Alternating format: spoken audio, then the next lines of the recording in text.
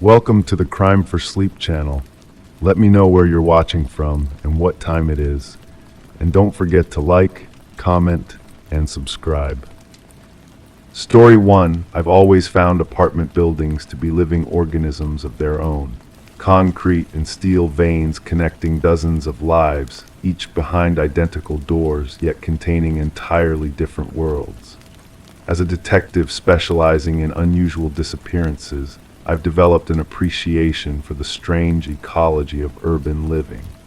This understanding served me well when I received a call from Thomas Mercer, the building manager at the Westlake Residences. The late afternoon sun cast long shadows through the vertical blinds in Mercer's cramped office when I arrived. He was a meticulous man in his 50s, with wire-framed glasses that caught the light as he nervously adjusted them. The room smelled of old paper and coffee gone cold. A fan rotated lazily overhead, making the edges of papers on his desk flutter slightly with each pass. "I've managed this building for 11 years, he began, his voice barely above a whisper. "I know every tenant, every lease, every payment." His fingers drummed softly against a manila folder. "But yesterday, while updating our emergency contact information, I found something irregular." I let the silence hang in the air between us, knowing that the spaces between words often reveal more than the words themselves. "There's a name in our system, apartment 4C Aliner Voss." He paused, running his index finger along the edge of the folder. "The thing is, detective, I have no memory of renting to anyone by that name. No application paperwork, no credit check, no security deposit." The ceiling fan clicked softly with each rotation, marking time in our quiet conversation. "And that's not all," Mercer continued, opening the folder with deliberate slowness. "When I went to 4C yesterday afternoon, I found the apartment furnished, lived in, but completely empty of people." He slid a photograph across the desk. The image showed a modest studio apartment with a neatly made bed, books arranged on shelves, and dishes drying beside a sink. Nothing unusual except for what sat on the small dining table, a stack of notebooks. "These were on the table," he said, removing 3 spiral-bound notebooks from the folder and placing them beside the photograph. "They contain conversations, my conversations, private ones, phone calls I made from my apartment, arguments with my wife, discussions with maintenance staff that happened behind closed doors." The windows had begun to darken as evening approached, and the office felt suddenly smaller, more confined. I reached for the top notebook, feeling its weight, the physical burden of privacy violated. Opening the first page, I discovered meticulous handwriting, dates, times, verbatim transcriptions of conversations. The writer had documented Thomas Mercer's life with scientific precision. I flipped through pages spanning months, all filled with the intimate details of the building manager's daily existence. "I've checked every record," Mercer said, his voice breaking slightly. "The rent for 4C has been automatically deposited into our account on the 1st of every month for the past 7 months, but there's no lease agreement, no rental application, nothing." I nodded slowly, feeling the first gentle tugs of unease pulling at the edges of my consciousness. "Tell me about access to the building, security cameras, key cards." Mercer removed his glasses, cleaning them with a handkerchief in slow, deliberate motions. "We have a key fob system for the main entrance. Each fob has a unique identifier linked to the apartment number. According to our access logs, the fob for 4C has been used regularly, entering and exiting the building at odd hours, usually very late at night or early morning." "And no one has ever seen this Aliner Voss?" I asked, continuing to leaf through the notebooks, finding detailed accounts of not just Mercer's conversations, but also descriptions of his expressions, his posture, his emotional state during each interaction. "That's what's most disturbing," Mercer replied, replacing his glasses. "I asked every tenant on the 4th floor. Not one of them has ever seen their neighbor. When pressed, several mentioned hearing sounds from the apartment, soft footsteps, running water, the occasional closing of drawers, but no one has ever laid eyes on the occupant."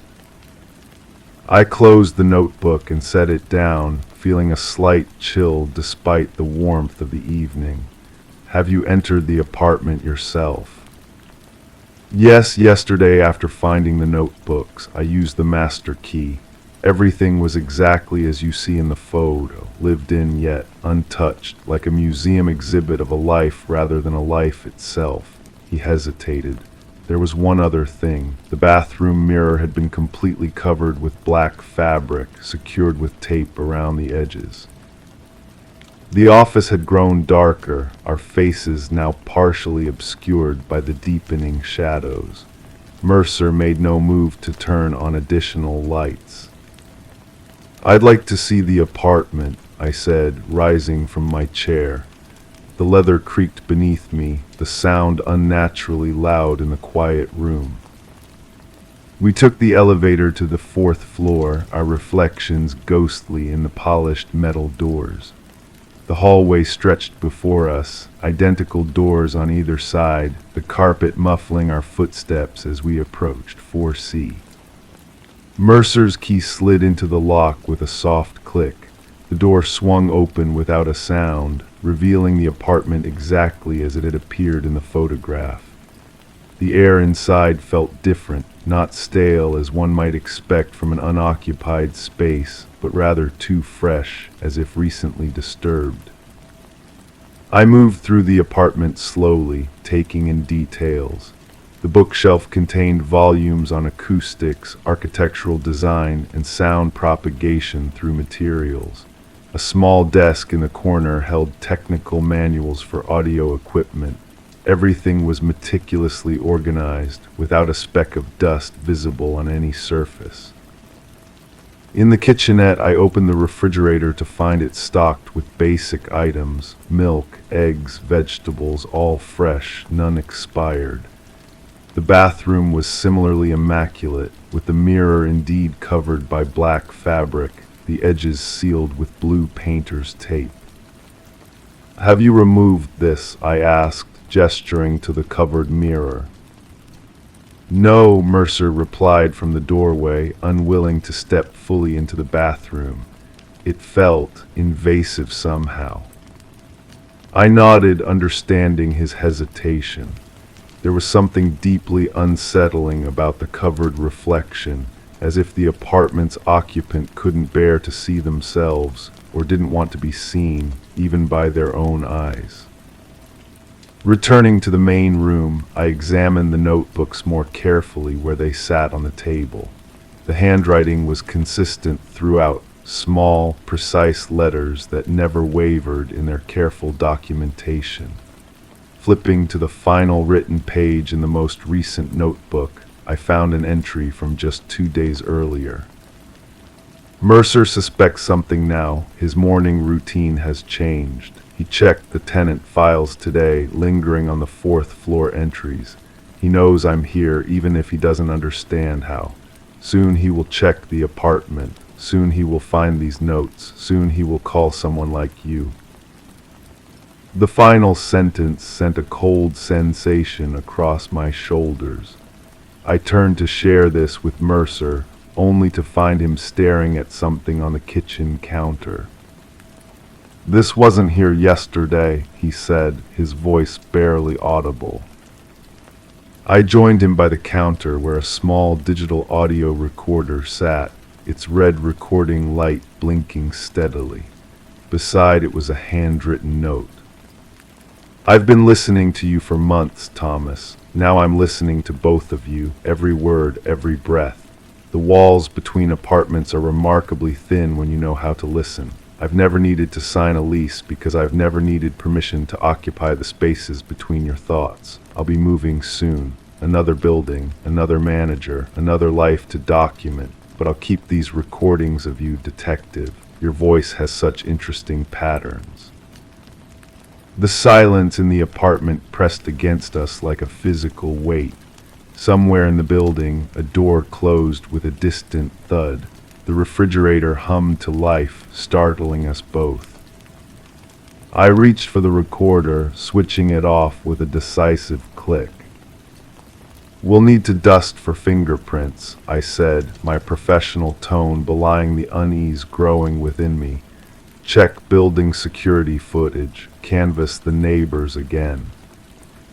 But even as I outlined these standard procedures, I knew we were unlikely to find anything conclusive. Elinor Voss, if that was even a real name, had lived between the walls and the consciousness of the building's residents, documenting life without participating in it. The perfect ghost, one that leaves just enough evidence to prove it existed, but never enough to be caught. 3 days later, my suspicions were confirmed. No fingerprints, no useful security footage, just a shadowy figure with face always turned away from cameras. The automatic rent payments stopped. The apartment was empty again, cleared of all personal belongings, leaving behind only the standard furniture that had come with the unit. The covered bathroom mirror remained untouched, its black fabric still securely taped in place. When we finally removed it, we found nothing unusual about the reflection it offered, just the empty bathroom, my tired face, and Mercer's anxious one behind me. But sometimes in the quiet moments of my own apartment, I catch myself wondering about the walls around me, about the spaces between apartments, about how sound travels through building materials, and whether perhaps someone is listening even now, documenting the rhythm of my breath, the cadence of my private thoughts, preparing to move on to their next subject of observation. I find myself speaking less at home these days, and I've started covering my own mirrors at night, though I couldn't quite explain why if you asked me.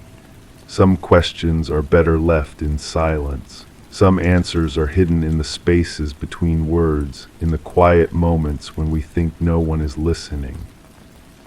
Story 2, there's something uniquely disturbing about finding something where nothing should be. I've been a detective in this small coastal town for 15 years, and I've seen my share of oddities, but this case still haunts the quiet corners of my mind when I'm alone with my thoughts. It began on a misty Tuesday morning in late October, the kind of morning where the fog rolls in from the sea and settles between the pines, muffling sounds and transforming the familiar into something just slightly off-kilter. I was called to a construction site on the outskirts of town, where Maple Drive curves into the wooded area that's been gradually giving way to new development. The lot in question, number 437, had been cleared weeks earlier. I remembered driving past it myself, seeing nothing but bare soil and survey stakes marking where foundation work would begin. The developer, Westlake Properties, had secured all the permits. Everything was proceeding according to schedule. Until that morning.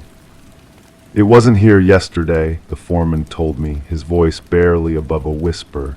His name was Morgan, a weathered man in his 50s who had overseen dozens of construction projects in the county, not the type to spook easily, yet there was a tremor in his hands as he clutched his clipboard. "I swear to you, detective, we locked the gate at 6 yesterday evening and the lot was empty, just dirt and markings." I stood beside him, staring at what should have been impossible. A house fully constructed stood in the middle of the lot. Not a hastily built shack or temporary structure, but a complete 2-story craftsman-style home with gray siding, white trim, and a covered porch.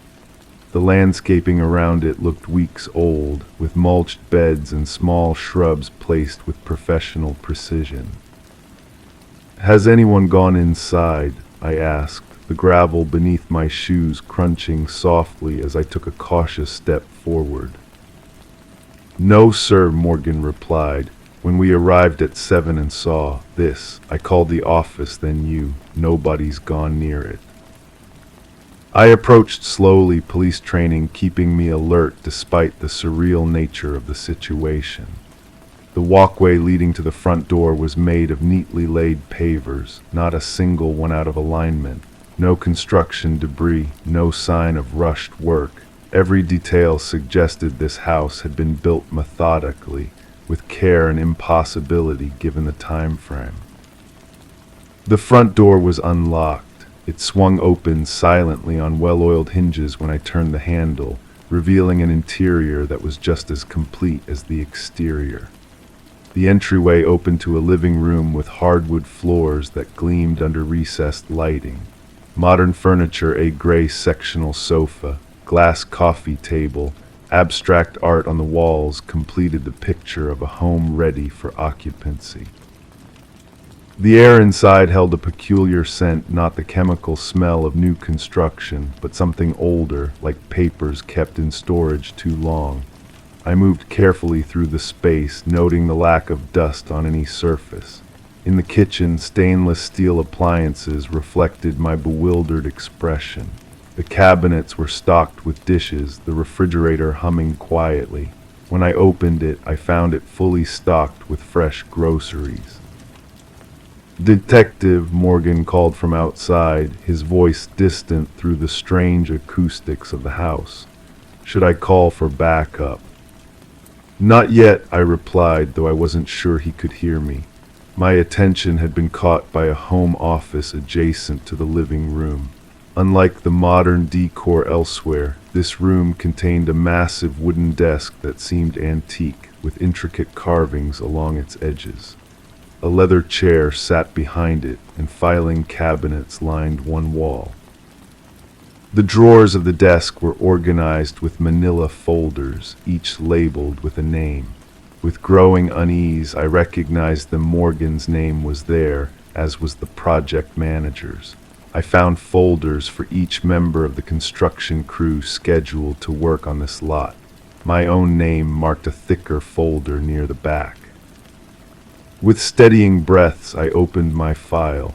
Inside were documents spanning my entire life: birth certificate, school records, performance reviews from the police department, medical history.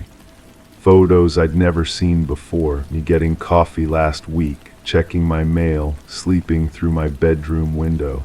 The final page was blank except for a single line of text in typewritten letters. "We've been waiting for you to notice us." The ceiling creaked above me, the unmistakable sound of footsteps on the second floor. I closed the file and drew my weapon, my heart rate accelerating despite years of training. The staircase was at the end of the hallway, solid oak steps leading up to darkness. As I approached, each floorboard solid beneath my feet, I noticed something that had escaped my initial inspection: photographs hung along the stairwell wall. Family portraits, vacation snapshots, graduation ceremonies. In each one, standing somewhere in the background, was the same figure, tall, indistinct, watching. And in the most recent photos, the figure was closer to the foreground. The steps creaked rhythmically as I ascended.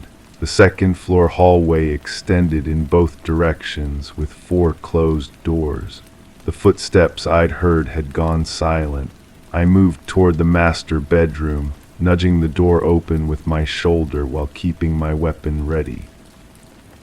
The bedroom was empty of people, but furnished completely king-sized bed with nightstands, dresser, reading chair by the window.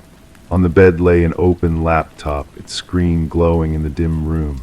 As I approached, I saw it displayed a live security camera feed of the construction site entrance. I watched in real time as 2 more police cruisers pulled up alongside my own. I hadn't called for backup. The other doors led to a bathroom and 2 smaller bedrooms, both empty of people but fully furnished. The final door was different older wood with a tarnished brass handle. It opened to reveal a narrow staircase leading to what must have been an attic space. Against my better judgment, drawn by an investigator's need to know, I climbed those stairs. The attic was unlike the rest of the house, unfinished, with exposed beams and insulation. A single bare bulb illuminated the space, and covering every available surface, walls, floor, even parts of the ceiling, were photographs, documents, and maps connected by red string. A massive conspiracy wall, but unlike anything I'd seen before. It was our town's history, not the version taught in schools or celebrated during Founders' Day, but something darker.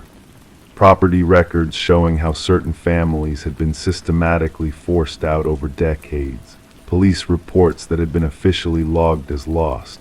Newspaper clippings about disappeared persons whose cases had gone cold. And at the center, architectural drawings of this very house, dated 1879. According to these documents, this house had indeed been here before demolished in 1997 to make way for development that never happened. Until now, when the land was being developed again.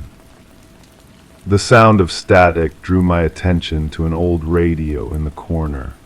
Through bursts of white noise, a voice spoke, distant yet clear. "We've been here all along, detective, in the foundations, in the soil. Some things can't be cleared away." I heard footsteps on the stairs behind me, heavy, deliberate. I turned, weapon raised, to find no one there. But when I looked back at the conspiracy wall, all the documents had changed. Every photograph now showed the same house, this house standing on this lot throughout different decades, though official records showed nothing had been built here. My radio crackled to life, a colleague's voice cutting through my thoughts. "Detective, where are you? We're at the empty lot on Maple." "I'm inside the house," I replied automatically. A pause, then, "What house? There's nothing here but dirt and construction markers." I moved to the small attic window and looked out at the construction site. From this vantage point, I could see my colleagues standing beside their vehicles, looking confused as they surveyed an empty lot. No house, no landscaping, just bare soil and survey stakes. Yet I stood inside solid walls, my hand touching real wood beams, my feet on real floorboards. The radio in the corner crackled again. "Some places remember, detective. Some places rebuild themselves when they're threatened. We've been waiting for someone who could see." When I finally made my way downstairs and out the front door, stepping from solid wood floors onto the porch, I emerged onto bare soil. My colleagues stared as I appeared to them, seemingly materializing from empty space. The house was gone, or perhaps it was still there, but only I could see it. The case remains officially unsolved. Construction at 437 Maple Drive has been indefinitely postponed due to soil stability issues, my recommendation. I drive by sometimes, late at night when the town is quiet. Sometimes I see nothing but an empty lot. Sometimes I see lights in the windows of a house that, according to all records, doesn't exist. And sometimes I swear I can see a figure watching me from the attic window, waiting to see if I'll come back, waiting to show me more of what lies beneath the surface of our town. I haven't gone back inside, not yet, but I keep the file with my name on it in my desk drawer at home. It appeared there the day after my visit, though I never took it from the house. Every now and then, new pages appear and it notes about what I've been doing, where I've been going. And always that same line at the end. "We've been waiting for you to notice us." I think soon I'll have to return to the house that built itself. There are questions that need answering, truths buried in the foundations. Some cases close you rather than the other way around. Story 3. The fluorescent lights in the lobby hummed with a soft persistence as I reviewed the security footage for the fifth time. Outside, rain tapped against the windows of the Oakwood Inn, a rhythm as steady as my breathing exercises. 3 in the morning was always the quietest time at the front desk, perfect for reviewing case notes without interruption. The leather of my chair creaked as I leaned back, my fingers tracing the edges of a manila folder that had grown thicker with each passing week. Room 212 had become more than just a space on the second floor. It had become an obsession of mine, a puzzle that defied conventional explanation. I'd worked at the Oakwood for 6 years before joining the local police department. The hotel stood 3 stories tall on the edge of town, its brick facade weathered but dignified, not the kind of place where unexplainable things happened. At least, that's what we all thought. The first report came in March, I murmured to myself, the sound of my voice barely audible over the building's gentle, settling noises. Jessica Harmon, staying for 3 nights on business. I removed a statement from the folder, the paper soft from being handled repeatedly. Jessica had checked in on a Tuesday afternoon, a pharmaceutical sales rep from Boston with a neat blazer and a roller suitcase. Nothing unusual about her stay until the second night when she called the front desk at 11:42 p.m. "There's someone else's clothes in my closet," she had said, her voice tense but controlled on the recorded call. "A man's button-up shirt and slacks. They weren't there when I checked in." The night manager, Dale, had gone up to investigate. By the time he arrived, the clothes had vanished. Jessica insisted she hadn't moved them, hadn't touched them. A thorough search of the room revealed nothing. The hotel apologized, offered her a complimentary breakfast. The incident was filed away as a misunderstanding. 2 weeks later, another guest, Charles Wilson, a retired accountant from Michigan, reported finding a collection of Polaroid photographs on the nightstand that weren't his. Family photos, he said, a woman and a young boy at what looked like a state fair. By the time housekeeping arrived to investigate, the photos had disappeared. I took a sip of lukewarm coffee, my eyes drifting to the digital clock on my desk. 3:27 a.m. The rain continued its gentle percussion against the windows. Over the next 3 months, 6 more guests reported finding items in room 212 that didn't belong to them. A leather-bound journal filled with handwritten entries in Spanish, a child's stuffed rabbit worn with age, a man's wristwatch stopped at 4:15, women's reading glasses with a distinctive red frame, a half-empty bottle of cologne, a silver cigarette case engraved with initials BDM. Each time the items would vanish before hotel staff could document them properly. Each time the room was thoroughly searched, revealing nothing. Each time the hotel management became increasingly concerned. The pattern was too consistent to ignore, which is why the hotel had finally reached out to the police department. As the detective with the closest connection to the Oakwood, I was assigned the case. What had started as a curiosity had slowly evolved into something that kept me awake at night, poring over details, looking for connections. "What are you trying to tell us?" I whispered to the room's floor plan spread out before me. Standard layout, queen bed, bathroom, closet, desk by the window overlooking the east parking lot. Nothing architecturally unusual. No hidden spaces according to the original blueprints. I traced my finger along the room's perimeter, following the path I'd walked dozens of times. The strange part wasn't just that the items appeared and disappeared, it was that they seemed personal, meaningful, not random objects but possessions that told stories about their owners. My investigation had led me to examine the hotel's history. The Oakwood had been built in 1973, and while room 212 had undergone the same renovations as the rest of the building over the decades, nothing in its past suggested anything out of the ordinary.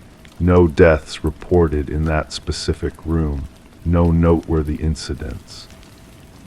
I had interviewed all the guests who reported findings, searching for commonalities.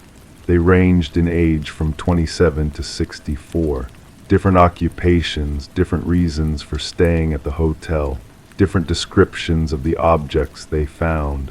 The only connection was room 212 itself. The rain intensified, drawing my attention to the window. For a moment I thought I saw a figure standing in the parking lot, looking up at the hotel at the second floor.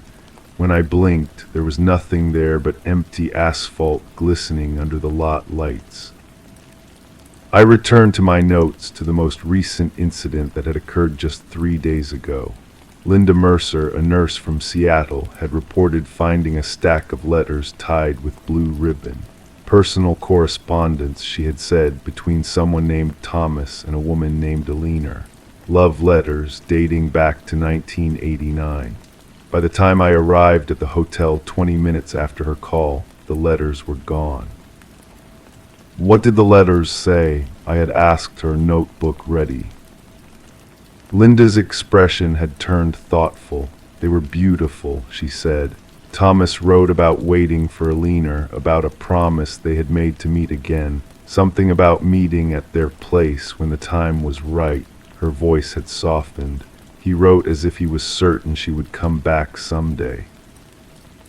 I had pressed her for more details, but Linda couldn't recall specific phrases or dates mentioned in the letters. Just the impression they had left on her, a feeling of longing, of patience, of love suspended in time. The pattern of appearances suggested something deliberate.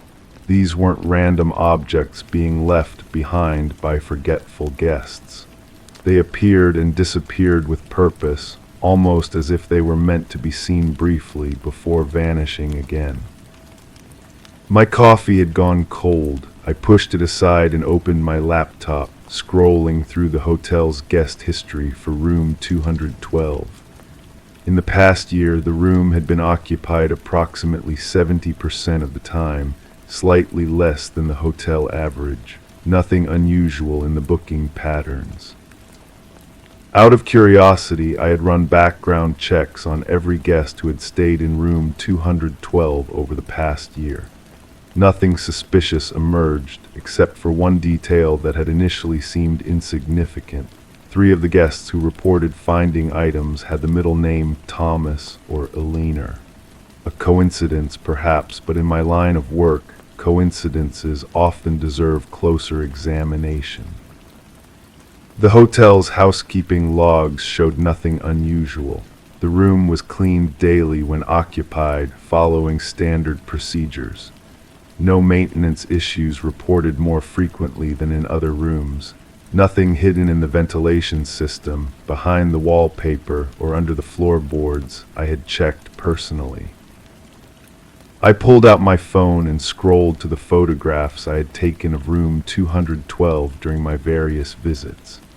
Standard hotel room decorated in neutral tones, the bed with its brown and beige coverlet, the landscape painting above it, a forest scene with a meandering path, the desk with its laminate surface slightly worn at the edges, the closet with mirrored sliding doors.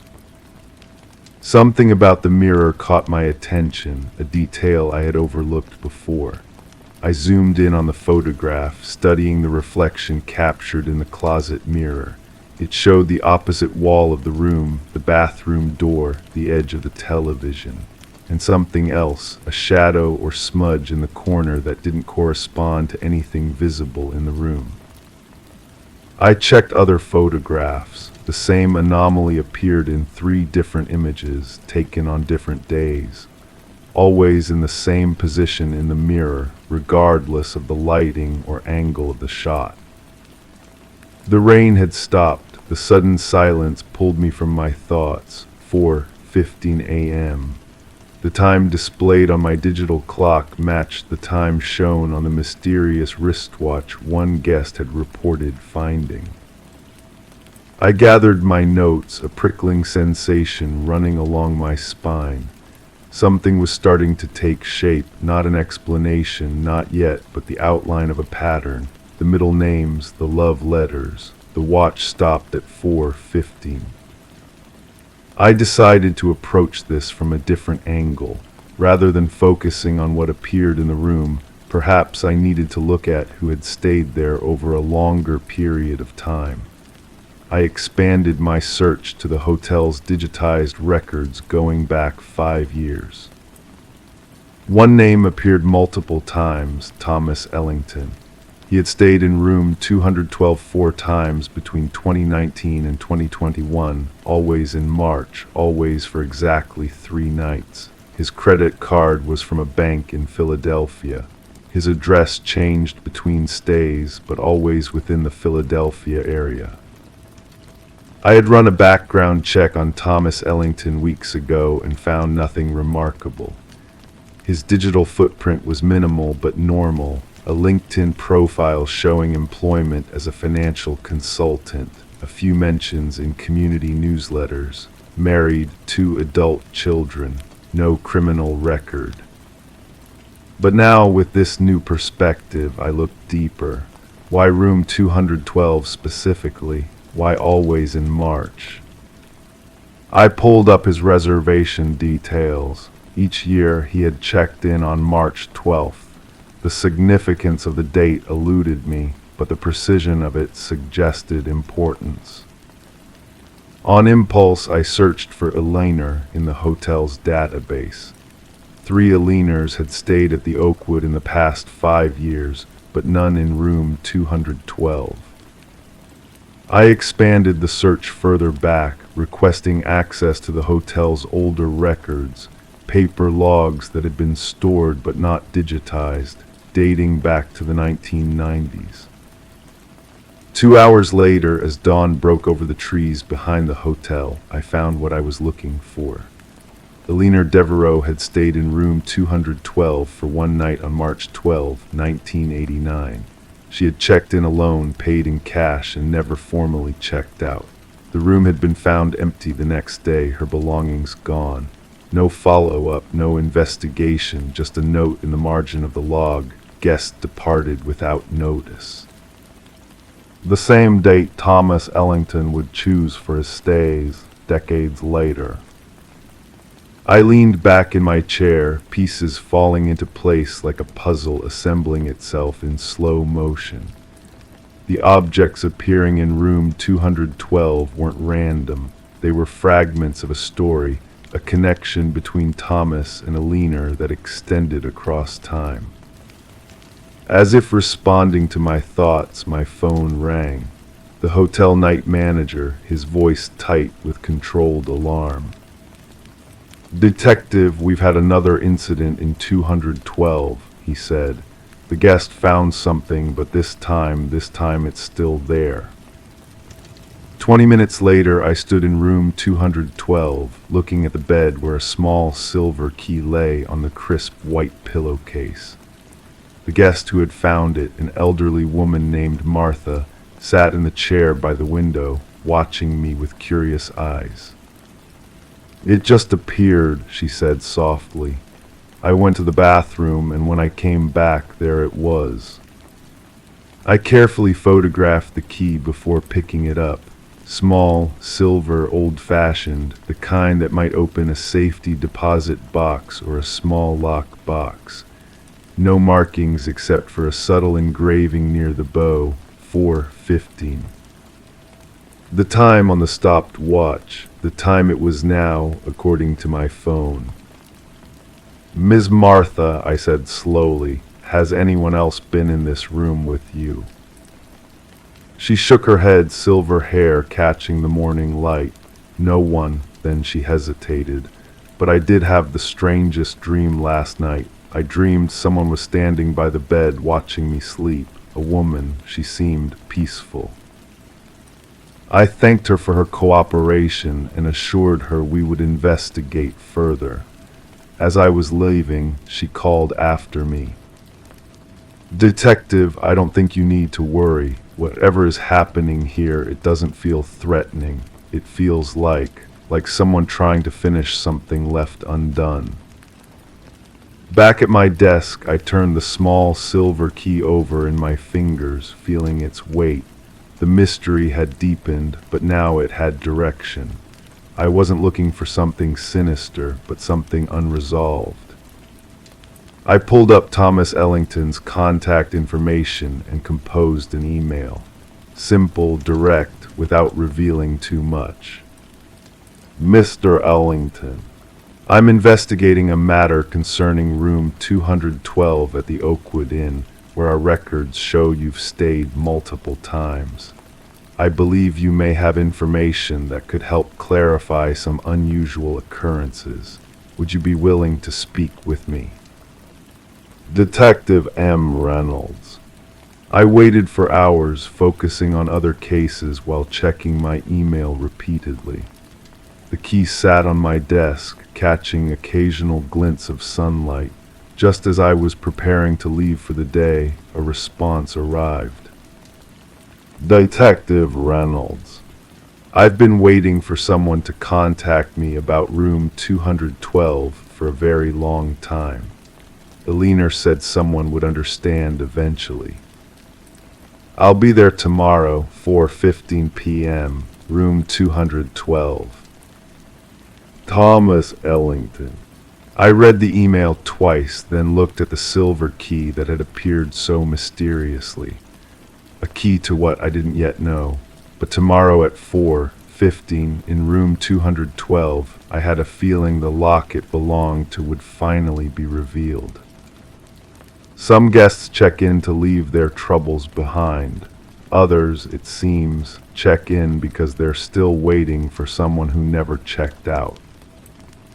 Story 4. I remember the first time I saw the canvas propped against the wall of Amelia Carter's apartment.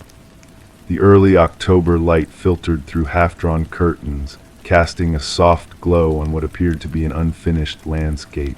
Dust motes danced in the air as I approached it, notebook in hand, the faint smell of oil paint still lingering despite the artwork being reportedly several months old.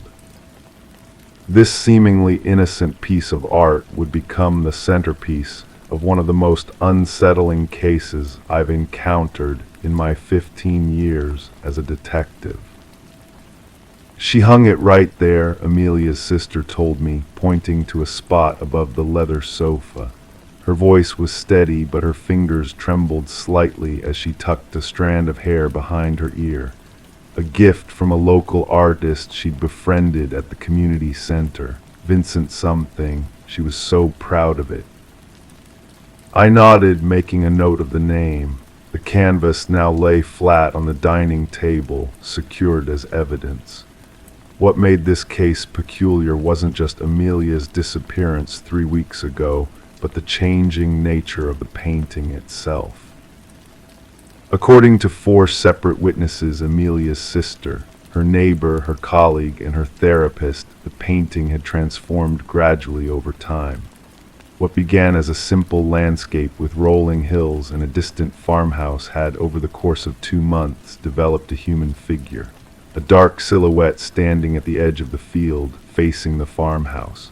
A figure that, according to all accounts, bore an unmistakable resemblance to Amelia herself.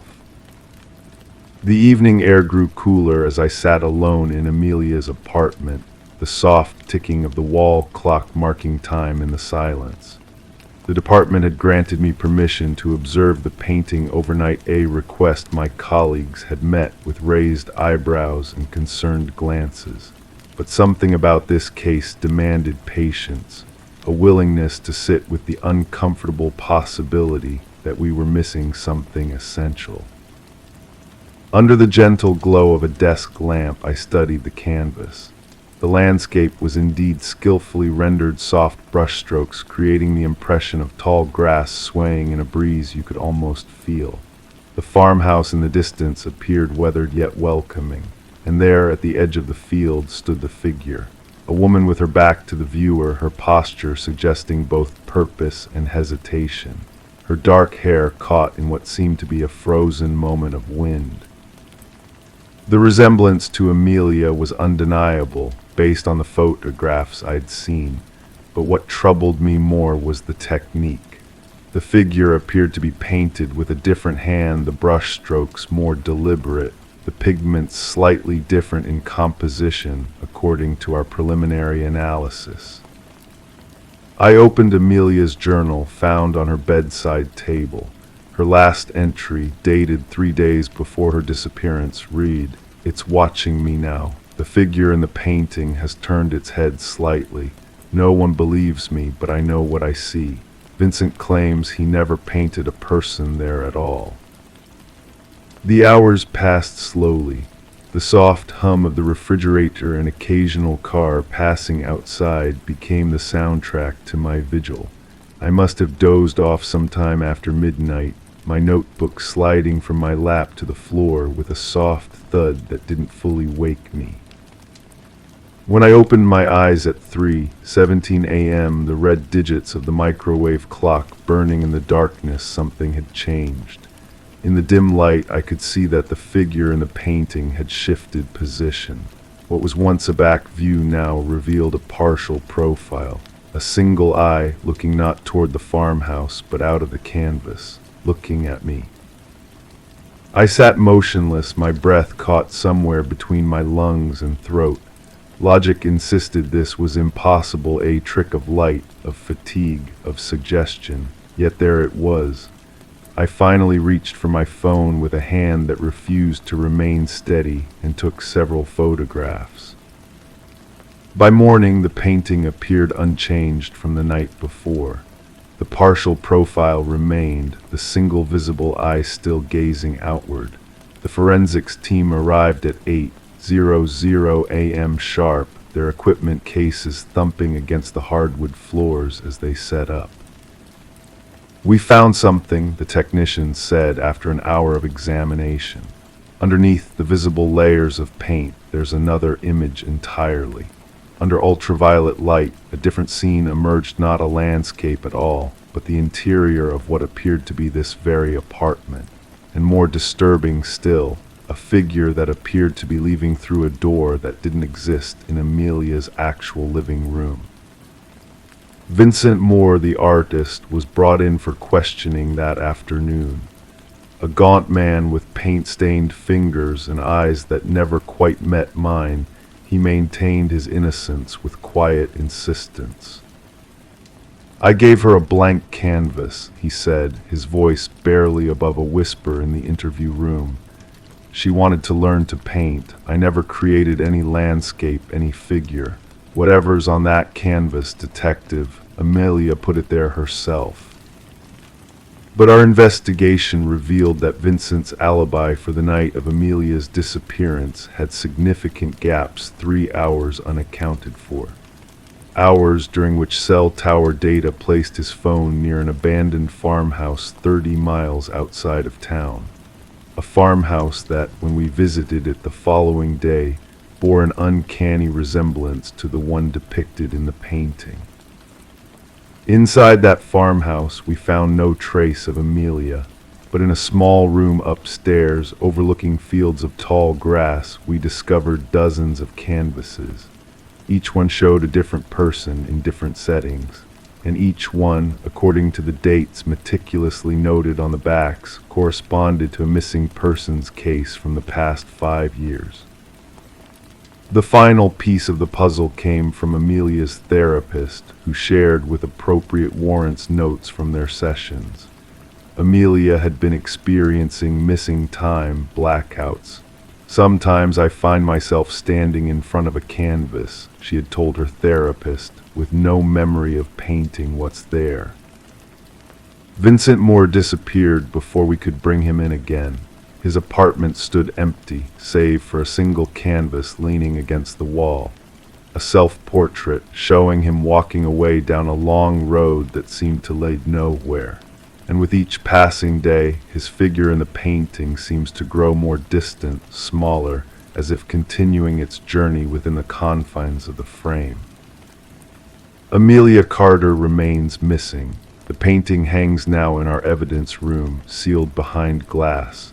Sometimes, late at night when the office is empty and only the emergency lights cast their dim glow through the hallways, I find myself standing before it, watching, waiting. The figure that resembles Amelia has turned completely now, facing outward, both eyes visible and alert. And sometimes, though I've told no one this, I could swear those eyes blink.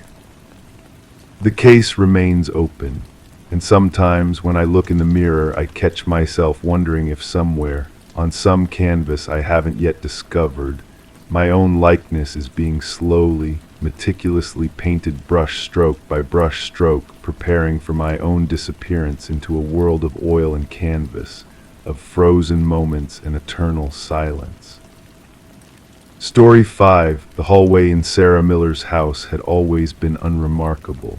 Beige walls, hardwood floors that creaked slightly under the weight of footsteps, and exactly 4 doors: master bedroom, bathroom, guest room, and linen closet. I'd studied the floor plan so many times during my investigation that I could navigate it with my eyes closed. Every measurement, every angle accounted for. Yet here I stood, staring at crime scene photographs of a 5th door that Sarah swore hadn't existed until the night she disappeared. I run my fingers along the edge of the photograph, feeling the glossy finish catch slightly on my skin. Outside, rain taps against the windows of my office, a gentle percussion that matches the rhythm of my thoughts. The desk lamp casts a warm circle of light that doesn't quite reach the corners of the room, leaving shadows to gather like spectators. Detective Harlow, my partner's voice is soft, but it still pulls me from my contemplation. The chief wants an update by morning. I nod without looking up from the photographs spread across my desk. Tell him I'm still working on it. The door closes with a soft click, and I'm alone again with Sarah Miller's impossible room. The case file had landed on my desk 3 weeks ago. A standard missing persons report, or so it seemed at first. Sarah Miller, 34, elementary school librarian, reported missing by her sister after failing to show up for their weekly Sunday brunch. Nothing appeared disturbed in her modest single-story home. No signs of forced entry, no evidence of struggle. Her car remained in the garage. Her purse sat on the kitchen counter, wallet and phone inside. The only unusual element was a journal entry from the night before she vanished. The handwriting matched Sarah's, confirmed by multiple samples, but the content seemed like the ramblings of someone experiencing a breakdown or perhaps hallucinating. There's another room in my house. I don't know how I never noticed it before. A door appeared in the hallway tonight between my bedroom and the bathroom. Inside, the walls are covered with photographs of me as a child, family vacations, birthday parties, school events, but these aren't my family's photos. The angles are wrong, as if someone was watching from inside my childhood home, hiding in plain sight. I recognize all the moments, but I don't remember anyone taking these pictures. At first, we dismissed it as the product of an overactive imagination or possibly medication side effects. Sarah had been prescribed sleep aids for insomnia, but when I visited her home and reviewed the evidence, something didn't add up. The house was indeed small, roughly 1,100 square feet according to property records. The hallway connected the main living space to the bedroom area in a simple, straight line. I measured it myself, exactly 12 feet long, 3 feet wide. The 4 doors were spaced evenly along one side. There was simply no room for another door, not without reducing the size of the existing rooms. And yet the crime scene photos showed it clearly. A 5th door, narrow and painted the same color as the wall, positioned between the master bedroom and bathroom. Inside, a room no larger than a walk-in closet, walls completely covered with photographs, just as Sarah had described. I sip from my coffee mug, the liquid long gone cold. The clock on my office wall reads 1:43 a.m., its gentle ticking another layer in the ambient soundtrack of my late-night contemplation. I spread the photographs of the room itself across my desk, arranging them in a grid that reconstructs the space. The photos covering the walls showed Sarah throughout her childhood and adolescence, at the beach building sandcastles, opening Christmas presents in her family's old home, reading books on her childhood bed, normal memories, unremarkable moments, except for one detail that sent a chill through me when I first noticed it. The perspectives were impossible. In a photo of 8-year-old Sarah eating breakfast, the angle could only have been captured by someone standing inside the refrigerator. In another showing her sleeping, the photographer would have had to be inside the wall above her bed. These weren't just candid shots taken by family members. They were surveillance, captured from vantage points that should have been physically impossible. Our forensic team had analyzed the photographs and confirmed they weren't digitally altered. The paper was vintage, consistent with the eras depicted. The most recent image showed Sarah at about 16, suggesting the collection had stopped over 15 years ago. Most disturbing of all was what we found behind the photos. The inner walls of the room were covered with small holes, each perfectly positioned to align with the angle of a corresponding photograph on the opposite wall. As if someone or something had been watching through these apertures and capturing moments of Sarah's life from inside the very structure of her childhood homes. We traced Sarah's residential history. Her family had moved 3 times during her childhood. In each home, the layout had been different, the construction distinct. Yet somehow this watching room had existed in each one, collecting its troubling record. I rubbed my eyes, feeling the weight of sleepless nights pressing down. The case has consumed me, not just because of its bizarre nature, but because of what happened when I returned to Sarah's house the day after discovering the room. It was gone. Where the 5th door had stood, there was only blank wall. No seam, no outline, no evidence it had ever existed. The photos we'd collected were still in evidence, the witness statements still described it, but the room itself had vanished as if it had never been there. I pull out my recorder and press the red button, speaking softly into the microphone. Case number 47829, Sarah Miller disappearance, supplementary notes. I've been reviewing connections between Sarah's case and similar disappearances in the county over the past 20 years. There are 4 other cases with significant parallels, individuals who reported architectural anomalies in their homes shortly before vanishing. In 2 instances, witnesses described rooms that shouldn't exist, only to have these spaces disappear before investigators could document them. I pause, hesitating to voice my growing suspicion. I've also found a pattern in the backgrounds of the victims. All 5, including Sarah, lived in at least 3 different homes during their childhood. All 5 were described as introspective, imaginative children, and all 5 reported sleep disturbances in the weeks leading up to their disappearances. The rain outside intensifies, drumming against the roof. I switch off the recorder and return to the photographs, studying them yet again, searching for something I might have missed. My eyelids grow heavy as the night deepens, but sleep remains elusive. 3 days later, I find myself standing in front of Sarah Miller's house again. The property has been released back to her family, the crime scene tape removed. Her sister has given me permission to take one more look around, though she doesn't understand my continued obsession with a case that everyone else considers at a dead end. The house feels different now, emptier, as if it's holding its breath. I walk down the hallway slowly, my footsteps echoing slightly on the hardwood floor. I stop between the master bedroom and bathroom doors, placing my palm flat against the wall where the mysterious fifth door had appeared. The wall feels cool to the touch, solid and unremarkable. I close my eyes, trying to imagine what Sarah experienced that night.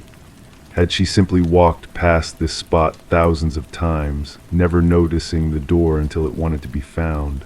Or had it manifested suddenly, breaking through some barrier between realities? As I stand there, I become aware of a subtle change in the acoustics of the space. The sound of my breathing seems to reflect differently, as if the dimensions around me have shifted. I open my eyes slowly, half expecting, half fearing to see the door has returned.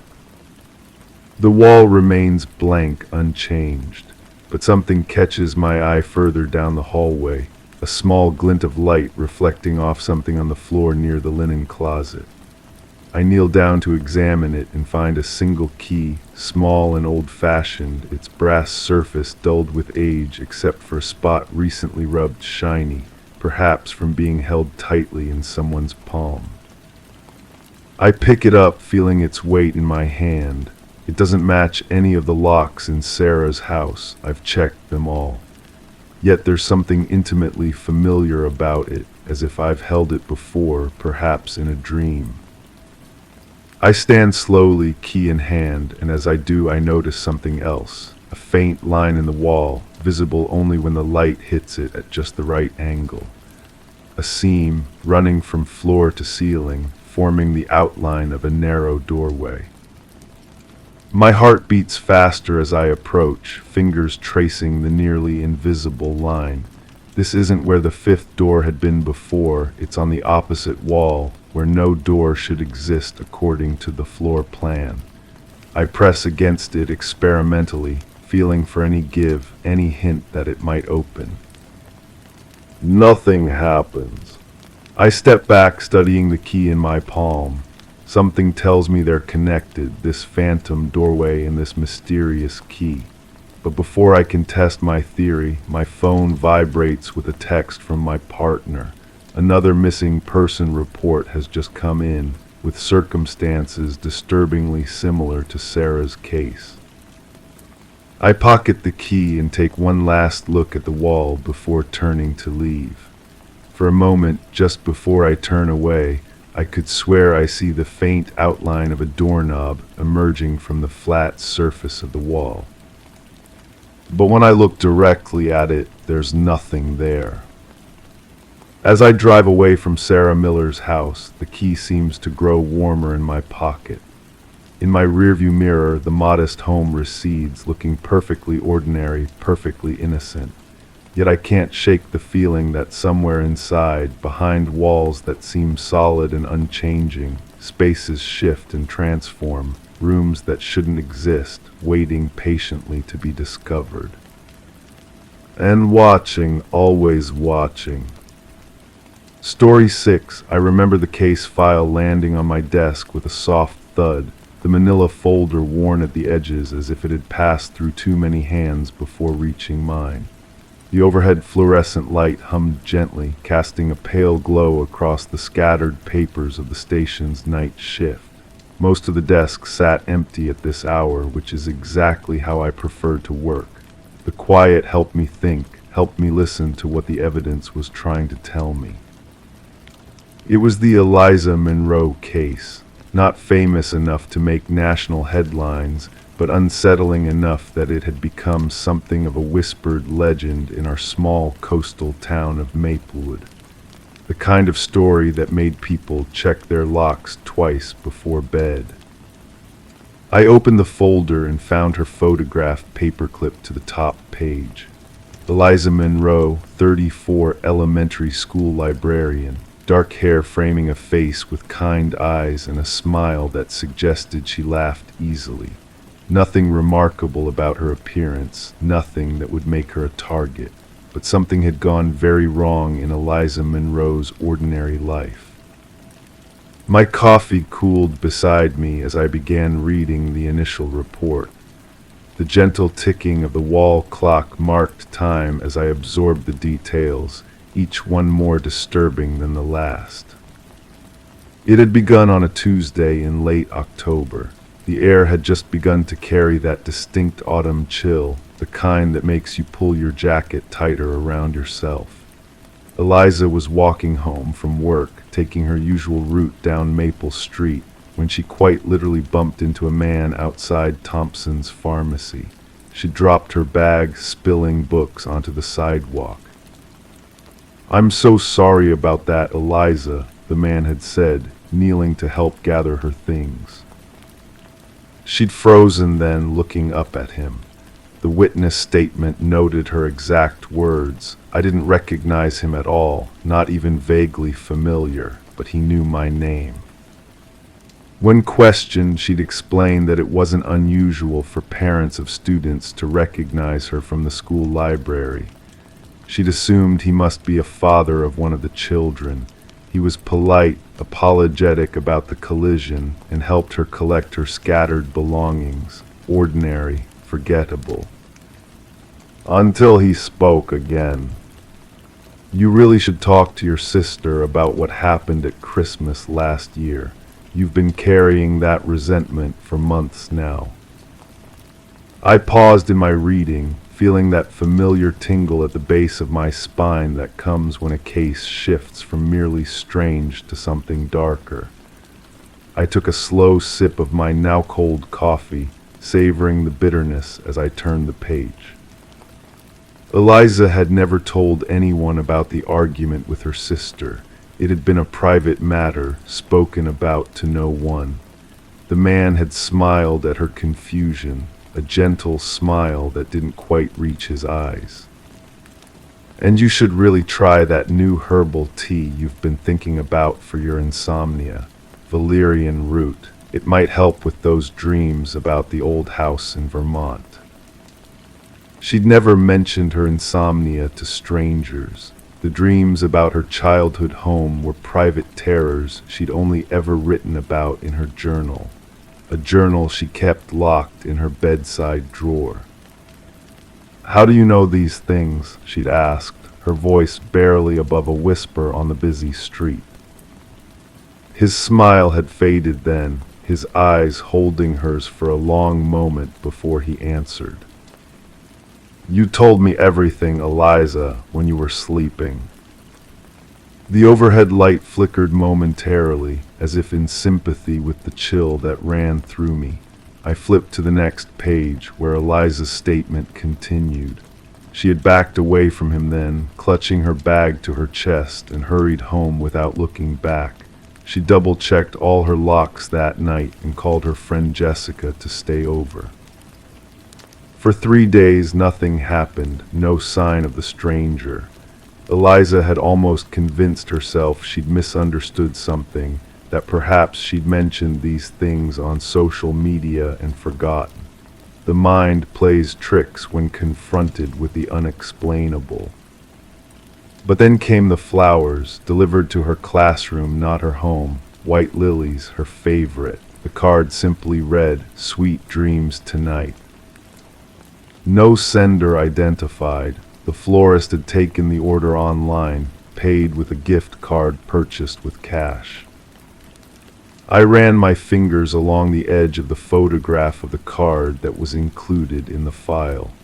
The handwriting was neat, almost too perfect, like someone who had practiced penmanship until it became a mask for their true hand. The timeline in the report showed a gradual escalation. 2 days after the flowers, Eliza received a text message from an unknown number. "The blue sweater brings out your eyes. You should wear it more often." She'd worn the blue sweater that day, at home, alone, with the curtains drawn. A week later, she found a note tucked into her mailbox. "I loved watching you read last night. Your face is so expressive when you think no one is looking. The officer who'd taken her statement had noted that Eliza's hands were shaking so badly she could hardly hold the pen to sign her name.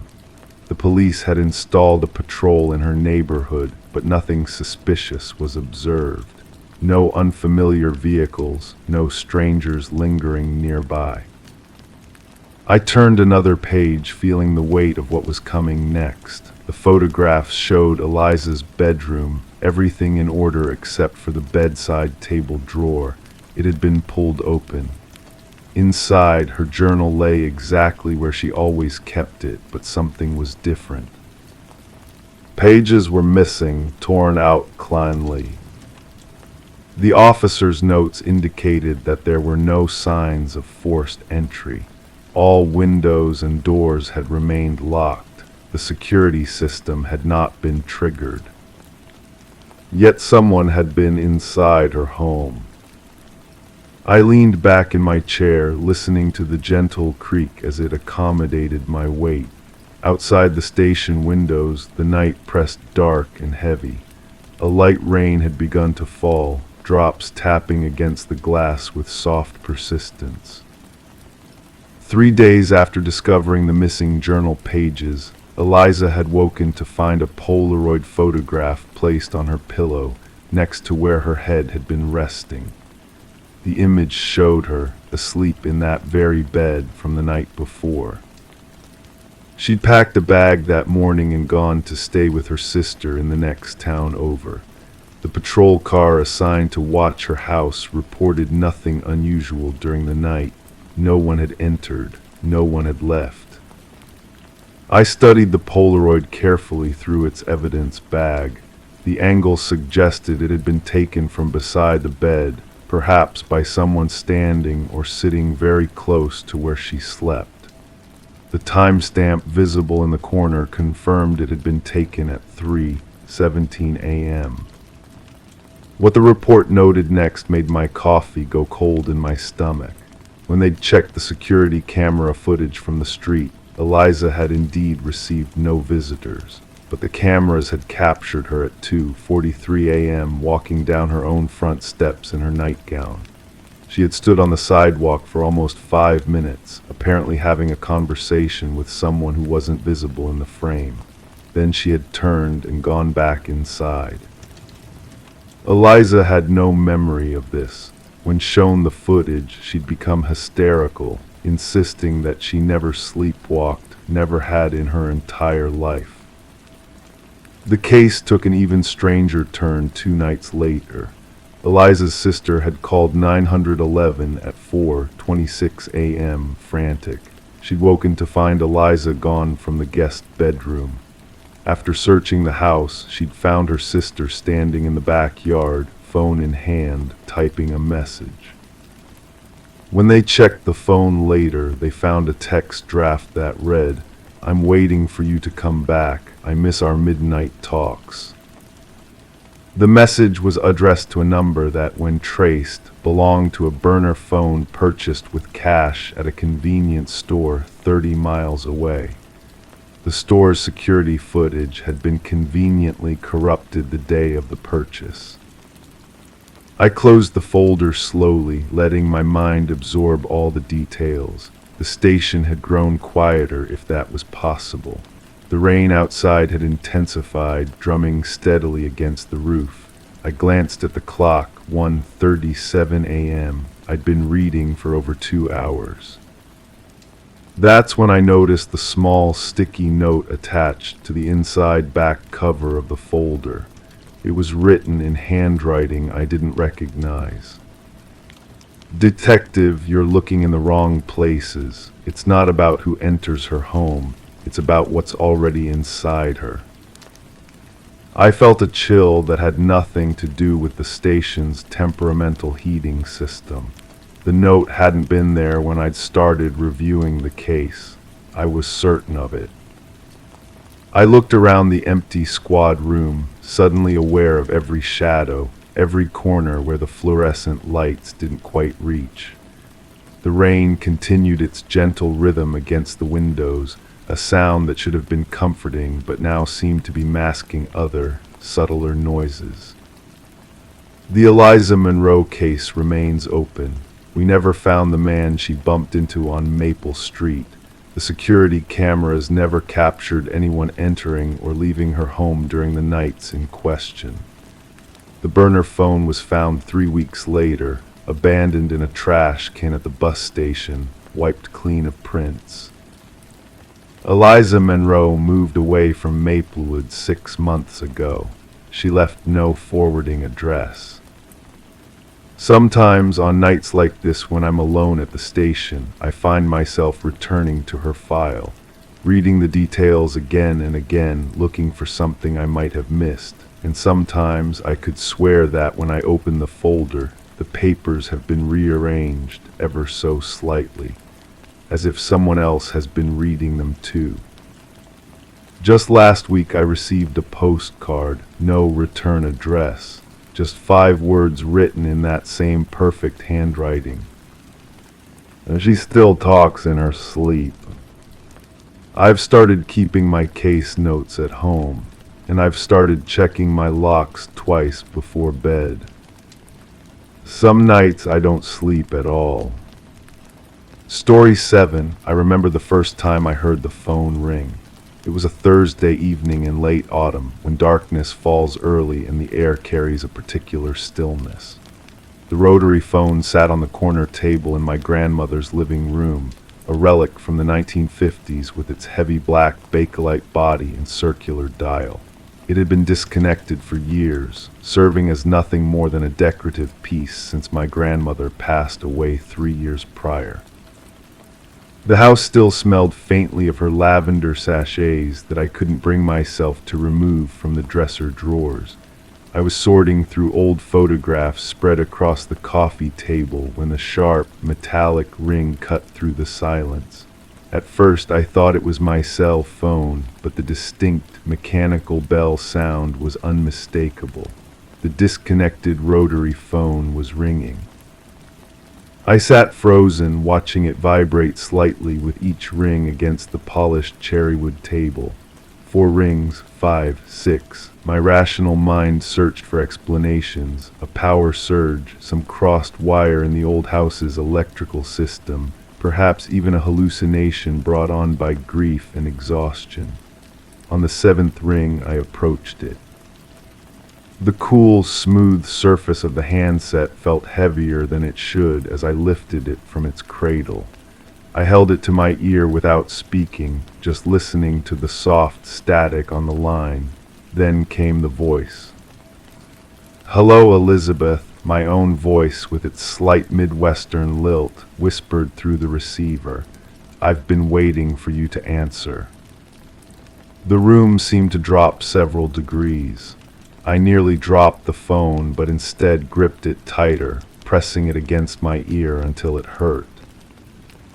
"Who is this?" I managed to ask, though I knew no logical answer could explain what was happening. "You know who this is," my voice replied, but with a cadence slightly off, as if someone had studied my speech patterns but couldn't perfectly replicate them. "I need to tell you something about grandmother's house, about what happened in the basement in 1967. I sank into the nearby armchair, the leather creaking beneath me. The basement had been locked since I inherited the house. Grandmother's explicit instructions in her will stated that it should remain sealed. I never questioned it. Old houses have their hazards, I'd assumed. "There's nothing in the basement," I said, more to convince myself than the caller. "It's been locked for decades." A soft laugh, my laugh, came through the line. "The key is in the spine of the red book on the 3rd shelf, Murder on the Orient Express." She thought it was clever, hiding it there. My eyes drifted to the bookshelf across the room. There, exactly where the voice described, sat a weathered red hardcover of Agatha Christie's famous mystery. I remained seated, unwilling to confirm what the voice was telling me. "Who are you?" I asked again, my voice steadier now. anger beginning to replace fear. I'm you, Elizabeth. I'm you from the other side of this. When you go down there, you'll understand. The line went quiet for several seconds, nothing but the gentle hiss of static. I considered hanging up, calling the police, or simply leaving the house altogether. Instead, I asked, what happened in 1967? Grandmother wasn't always the gentle woman you knew, my voice said, softer now. There was a man, Thomas Henley, a door-to-door salesman who came to the wrong house at the wrong time. As my voice continued, I found myself walking to the bookshelf, almost against my will. The house creaked around me, the old floorboards sighing beneath my weight. When I reached for the red book, dust motes danced in the lamplight. The book felt unusually heavy as I pulled it from the shelf. She never meant to kill him, the voice continued. He was insistent, wouldn't take no for an answer. When he put his foot in the door, she panicked. The cast iron skillet was still hot from breakfast. I ran my fingers along the inside of the book's spine and felt something hard beneath the binding. A small brass key, tarnished with age, fell into my palm. Why are you telling me this? I whispered, clutching the key until its teeth bit into my skin. Because in 3 days they're going to demolish the house next door and dig up the foundations for the new development. They'll find him, Elizabeth. They'll find what's left of Thomas Henley where grandmother buried him after she dragged him through the connecting tunnel from our basement. The phone felt like ice against my ear. There's no tunnel in the basement. Behind the old coal furnace, a hidden door. Grandmother sealed it after that night, but it's still there. You need to find him first, move him, protect her memory. My throat tightened. This is insane. You're not real. This call isn't real. Time works differently here, my voice said, growing fainter. I've seen what happens if you don't listen. 3 days, Elizabeth. After that, everything changes. I stood there, the key digging into my palm, staring at the door that led to the basement stairs. Had it always looked so ominous, so solid and final? Who are you really? I asked one last time. The line crackled. I told you, I'm you just further along this path. When you understand what grandmother did, what she was protecting, you'll make the same choice I did. What choice? To call yourself, to make sure the circle closes. The line went dead. I slowly returned the heavy handset to its cradle, my fingers trembling slightly. The house settled around me with familiar creaks and sighs that suddenly seemed coated with meaning. I looked down at the brass key in my hand, then at my cell phone on the coffee table. I could call someone, a friend, the police, a psychologist, but what would I say? That I received a call from myself on a disconnected phone, warning me about my grandmother's buried secret. Instead, I found myself walking toward the basement door, key in hand. The deadbolt was stiff from disuse, the key turning reluctantly in the lock. When the mechanism finally clicked, the sound echoed through the quiet house like a gunshot. The door swung open to reveal a steep staircase descending into darkness. The air that rose from below was cool and damp, carrying the scent of earth and age. I fumbled for the light switch on the wall, and a single bare bulb illuminated the wooden steps. As I took the first step down, the rotary phone rang again behind me. I turned to look at it, watching it vibrate slightly with each shrill ring. I knew I should answer it. I knew it was important that I did, that somehow the circle needed to be completed. But instead, I continued down the stairs, one careful step at a time, until the darkness of the basement swallowed me whole. The phone's ringing grew fainter with each step, until I couldn't hear it anymore, just the sound of my own breathing and the soft crunch of my footsteps on the concrete floor as I made my way toward the old coal furnace in the corner. Behind me upstairs in the quiet living room, the ringing stopped abruptly. The call had gone unanswered. And somewhere in a place where time bends back on itself, another Elizabeth picked up a phone and heard only silence on the other end of the line. Story 8. I remember the first time Emma Wilson mentioned the letter to me. We were sitting in my office, the late October rain tapping gently against the window like hesitant fingers. The steam from my coffee curled upward in the soft light, creating ghostly patterns before disappearing. Emma's hands trembled slightly as she placed the envelope on my desk, its cream-colored paper contrasting with the dark mahogany.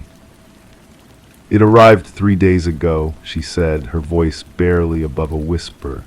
No return address, no postmark, just there, slipped under my door. I didn't touch it immediately. Instead, I studied Emma, the dark circles under her eyes, the way she glanced repeatedly at the envelope as if it might suddenly move. She was a professor of literature at the local university, respected and composed, but now something had unraveled within her. The envelope was expensive, the kind you don't find at regular stores. The paper was thick, almost like parchment, sealed with burgundy wax but no insignia. I slid on a pair of latex gloves, a habit from my years as a detective, before carefully breaking the seal. The letter inside was written in an elegant, flowing script, blue ink on cream paper, the kind of handwriting that's becoming rare in our digital age. As I unfolded it, the scent of something faintly floral drifted upward. "The details," Emma said, watching me read. "They're things nobody should know." The letter wasn't threatening in any conventional sense. There were no explicit warnings, no demands. Instead, it described moments from Emma's life with unsettling precision. The time she'd cried in her car after receiving tenure. The specific words her mother had spoken to her on her deathbed 5 years ago. The title of the book manuscript hidden in her desk drawer that she'd never shown anyone. And then at the end, those 5 words that had brought her to my private investigation office. "I see you now, watching always." I looked up at Emma, whose fingers were now intertwined so tightly her knuckles had turned white. "Has anything unusual happened recently? Someone paying too much attention? Hang up calls, feeling like you're being followed?" She shook her head slowly. "Nothing obvious, but since I got the letter, I feel eyes on me constantly. I've checked my house for cameras. I've changed my routines. I can't sleep. I can't focus on my work." I nodded, making notes in my worn leather-bound notebook. The weight of the pen felt reassuring in my hand, the scratch of ink on paper a familiar comfort in the face of this peculiar case. "I'll need to know everyone who has access to your personal information," I said. "Family, friends, colleagues, students, ex-partners, anyone who might know these details." "That's just it," Emma replied, leaning forward. "Some of these moments, no one was there. Like the time I mentioned about crying in my car I was alone in the university parking garage at midnight, or the manuscript. I've never told anyone about it." The rain intensified outside, drumming against the glass now. My office felt smaller somehow, the shadows in the corners deeper. I took on Emma's case that afternoon. What began as a simple investigation into a strange letter quickly became something more complex, pulling me into the quiet, seemingly ordinary life of a woman who was now certain she was being watched. The first week yielded little. I interviewed colleagues at the university, discreetly questioned the administrative staff who might have access to her personal information. I checked for security cameras in her neighborhood that might reveal who had delivered the letter. Nothing unusual appeared. Emma lived alone in a craftsman-style house on a quiet street lined with oak trees. The neighbors knew her only in passing, a private woman who kept to herself, occasionally seen walking early in the morning or grading papers on her front porch when the weather was nice. On my third visit to her home, I noticed something. A small notebook on her coffee table, filled with the same elegant handwriting as the letter. When I asked about it, Emma seemed confused. "That's not mine," she said, not touching it. "I've never seen it before." We opened it together. Inside were more intimate details of Emma's life, including entries from the past 2 days, what she had worn, where she had gone, phrases from phone conversations she'd had in her kitchen, transcribed verbatim. Someone had been inside her house repeatedly while she was away.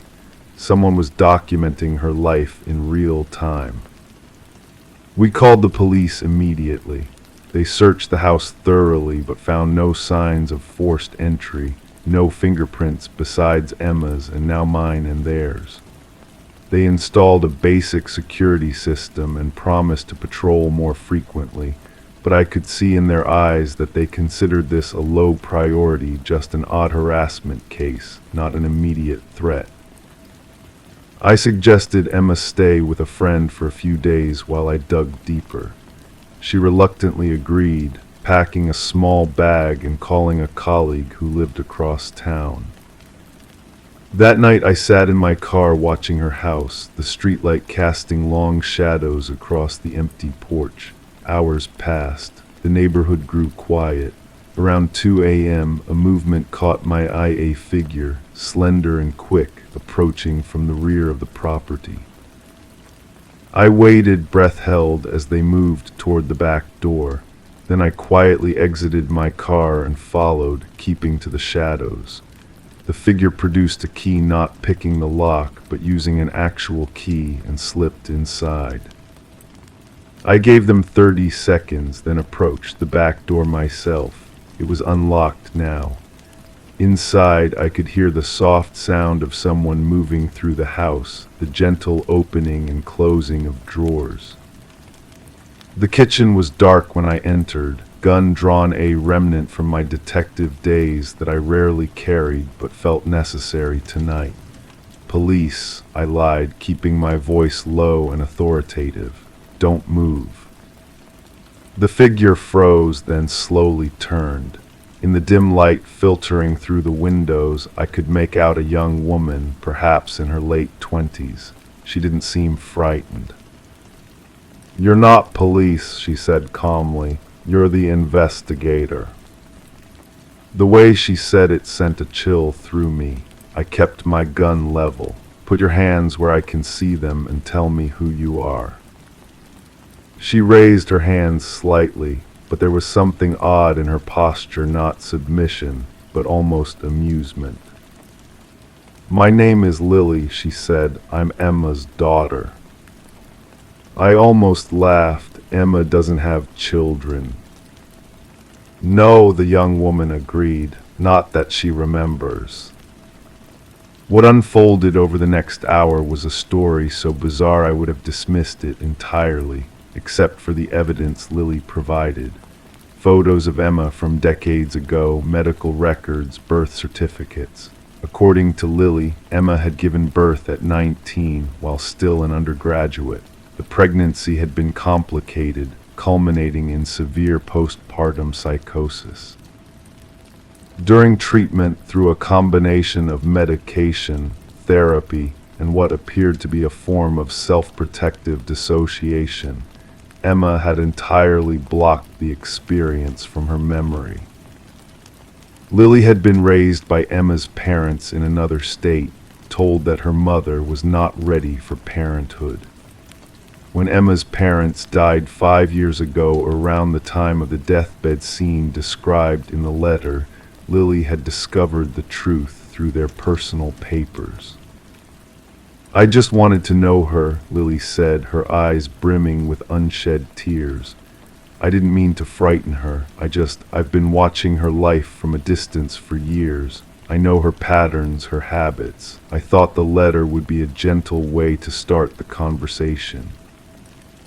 There's nothing gentle about making someone feel stalked, I replied, though I had lowered my gun. I realize that now, she admitted, but once I started, I couldn't stop.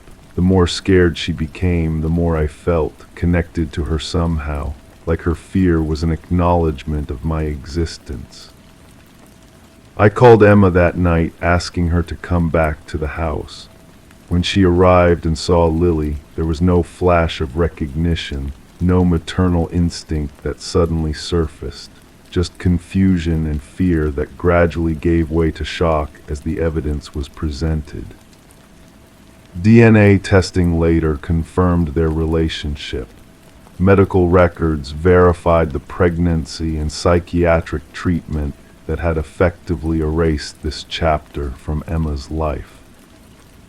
The case was closed in a technical sense. The mystery of the letter was solved. No charges were pressed. There was no actual crime to prosecute. But as I packed up my notes several weeks later, I couldn't shake the unsettling feeling that lingered. Emma and Lily began a cautious relationship, meeting weekly for coffee under the supervision of a therapist. Emma's memories of that year never returned fully, though occasionally she would experience flashes, sudden, inexplicable emotions when looking at old photographs.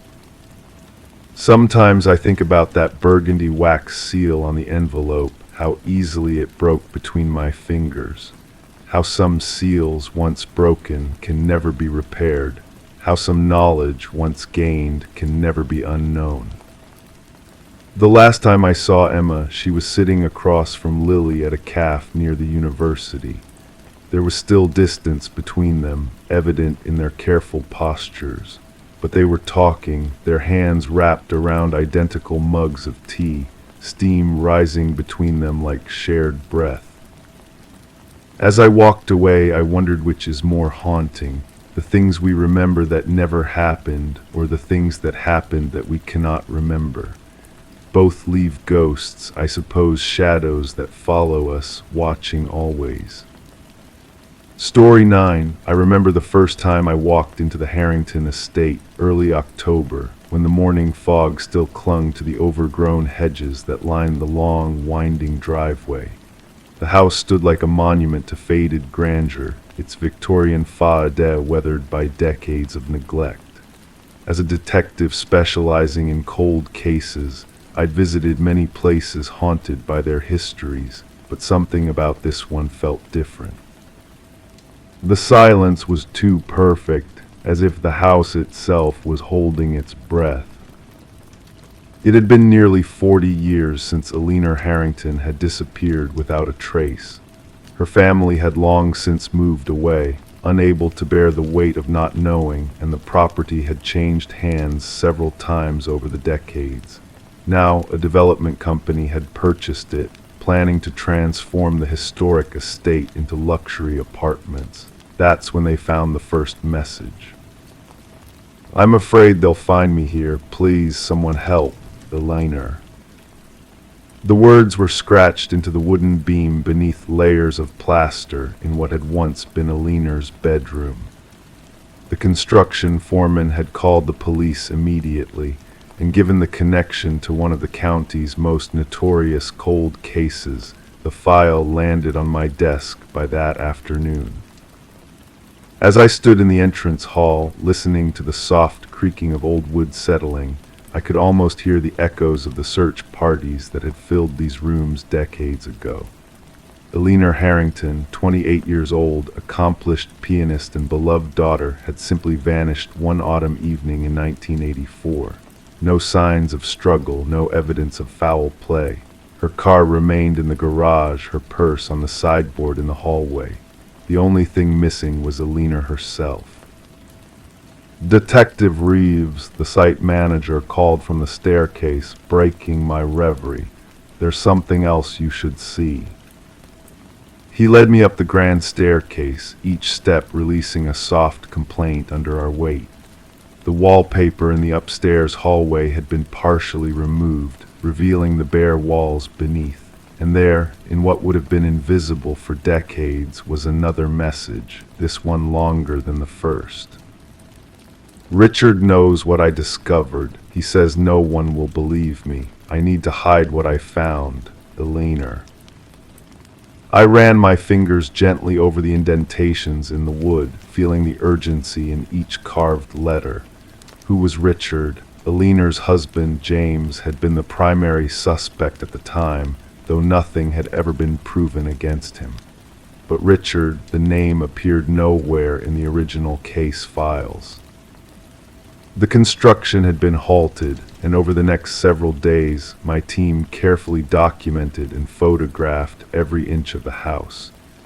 We found 5 more messages hidden throughout the building, each one signed with Eleanor's name, each one revealing a little more of her story. Behind the kitchen cabinets, James doesn't know about the letters. I keep them where he won't look. Eleanor. Under the floorboards in the study, Richard threatened me today. Says if I tell anyone about the company's dealings, I'll regret it. Eleanor. Inside a sealed portion of the attic, I've made copies of everything. The evidence is hidden where only I know. Eleanor. With each message, the picture became clearer. Eleanor Harrington hadn't just disappeared, she'd been silenced. The question was why and by whom. As I returned to the station each evening, I dug deeper into the original investigation. James Harrington had remarried just a year after Eleanor was declared dead, moving to Europe with his new wife. But what about Richard? I combed through Eleanor's social circle, her workplace connections, and finally found him. Richard Keller, senior partner at the law firm where Eleanor had worked as a paralegal. Keller had retired comfortably 15 years ago and now lived in a gated community about an hour from the Harrington estate. When I pulled into his driveway, I noticed how meticulously maintained his garden was, not a leaf out of place, everything controlled and ordered. He answered the door himself, an imposing figure despite his 70-plus years. "Detective Reeves," he said, his voice carrying the confident resonance of someone used to commanding courtrooms. "To what do I owe this unexpected visit?" I studied his face as I mentioned Eleanor Harrington, looking for any flicker of recognition or concern. His expression remained carefully neutral, but his hand, resting on the doorframe, tightened just slightly. "Eleanor, that's ancient history," he said. "Tragic case. I remember how it affected everyone at the firm." "We've found some new evidence," I said, keeping my voice casual. "It seems Eleanor left some messages in her house, messages that mentioned you by name." His smile didn't waver, but something shifted in his eyes. "I can't imagine what you mean. Eleanor and I were barely acquainted." But the personnel files at the law firm told a different story. Eleanor had been assigned exclusively to Keller's cases for the 6 months leading up to her disappearance, and when I tracked down a retired secretary from the firm, she remembered tensions between them. Eleanor was asking questions, the elderly woman told me as we sat in her small apartment. Questions about some of the firm's corporate clients. She came to work upset that last week. I remember because it was so unlike her. Back at the Harrington estate, the developers were growing impatient, but I convinced them to allow us one final, thorough search. If Eleanor had hidden evidence somewhere in the house, as her messages suggested, we needed to find it. It was on the 3rd day of searching that one of my officers noticed something unusual about the piano in the music room, Eleanor's piano, which had remained with the house through all its changes of ownership. The acoustics seemed off, he said. as if something was dampening the sound.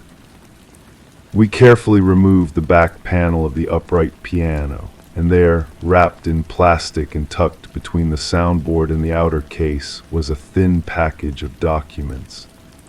Legal papers, financial records, and a handwritten letter from Alina herself, dated the day before she disappeared. To whoever finds this, the letter began, I've discovered evidence of fraud and embezzlement involving Westbrook Industries.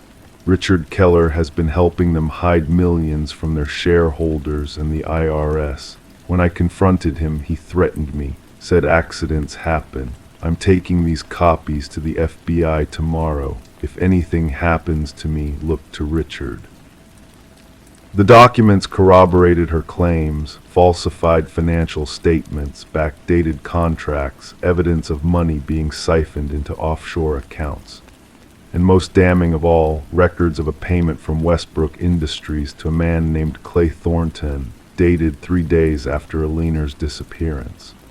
Thornton had been convicted of aggravated assault in 1980, served his time, and then seemingly disappeared from the system.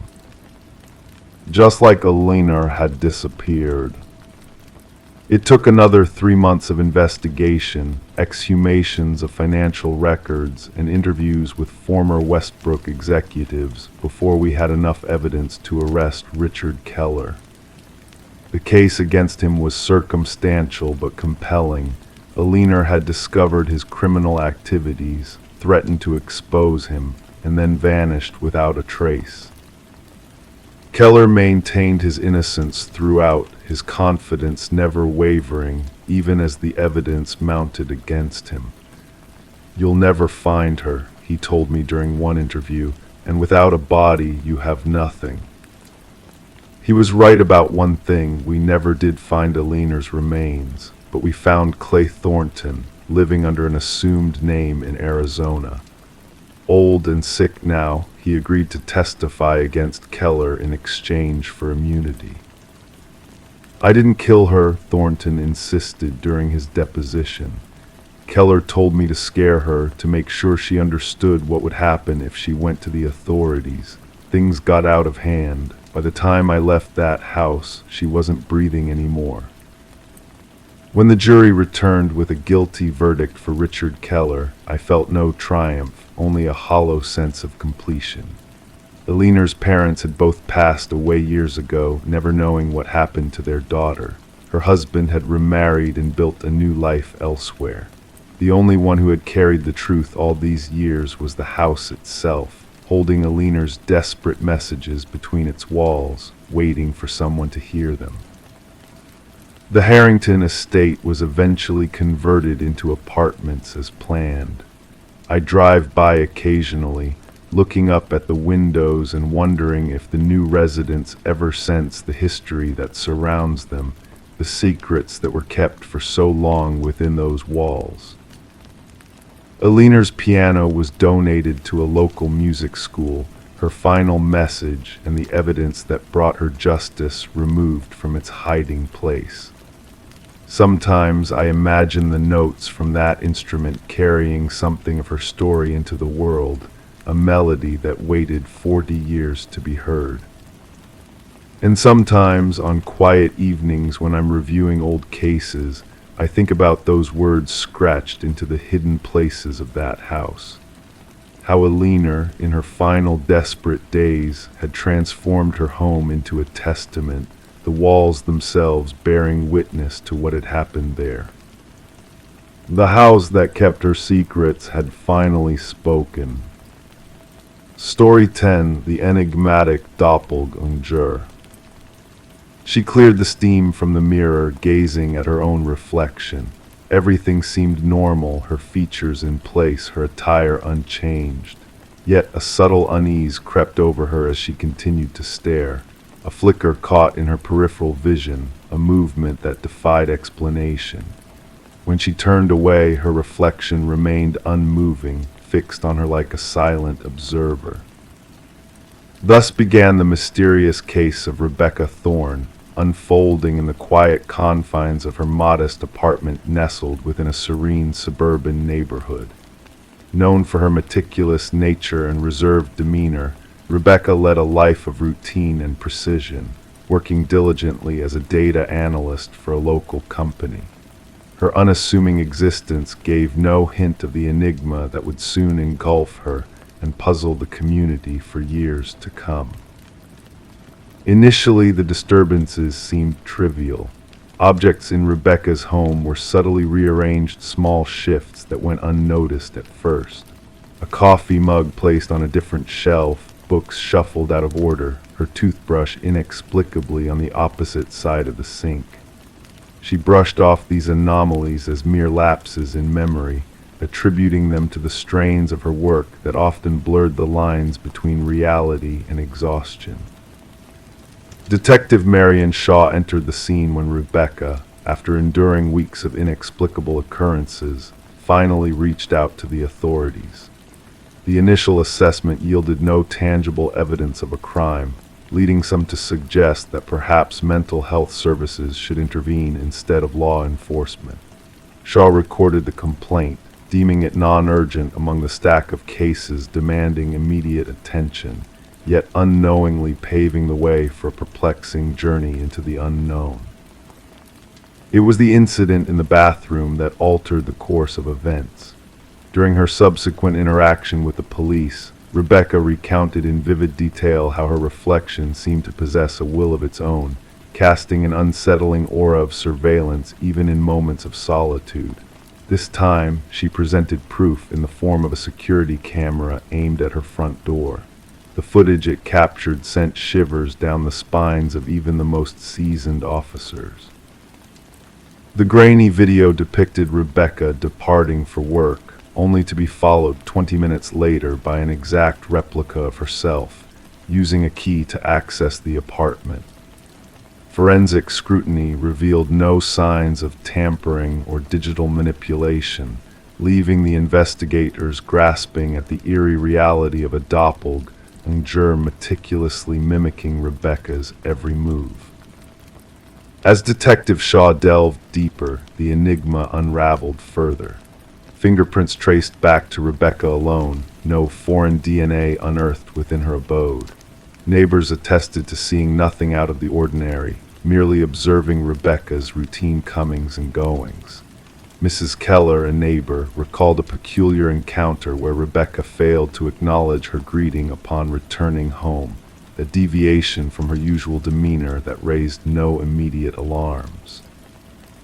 The anomalies multiplied, prompting Rebecca to document each disturbance meticulously. Food vanished from her fridge without recollection, her computer displayed searches she had not initiated, and unsettlingly, her phone harbored selfies bearing a resemblance to her yet devoid of her memory. The haunting realization that someone was manipulating her reality clawed at Rebecca's sanity. Echoing in her plea to Detective Shaw, was she losing her mind, or was someone orchestrating a sinister game of deception? A breakthrough emerged when a pattern surfaced in the surveillance footage. The doppelganger only materialized during Rebecca's absence for specific engagements, routine appointments meticulously planned in advance.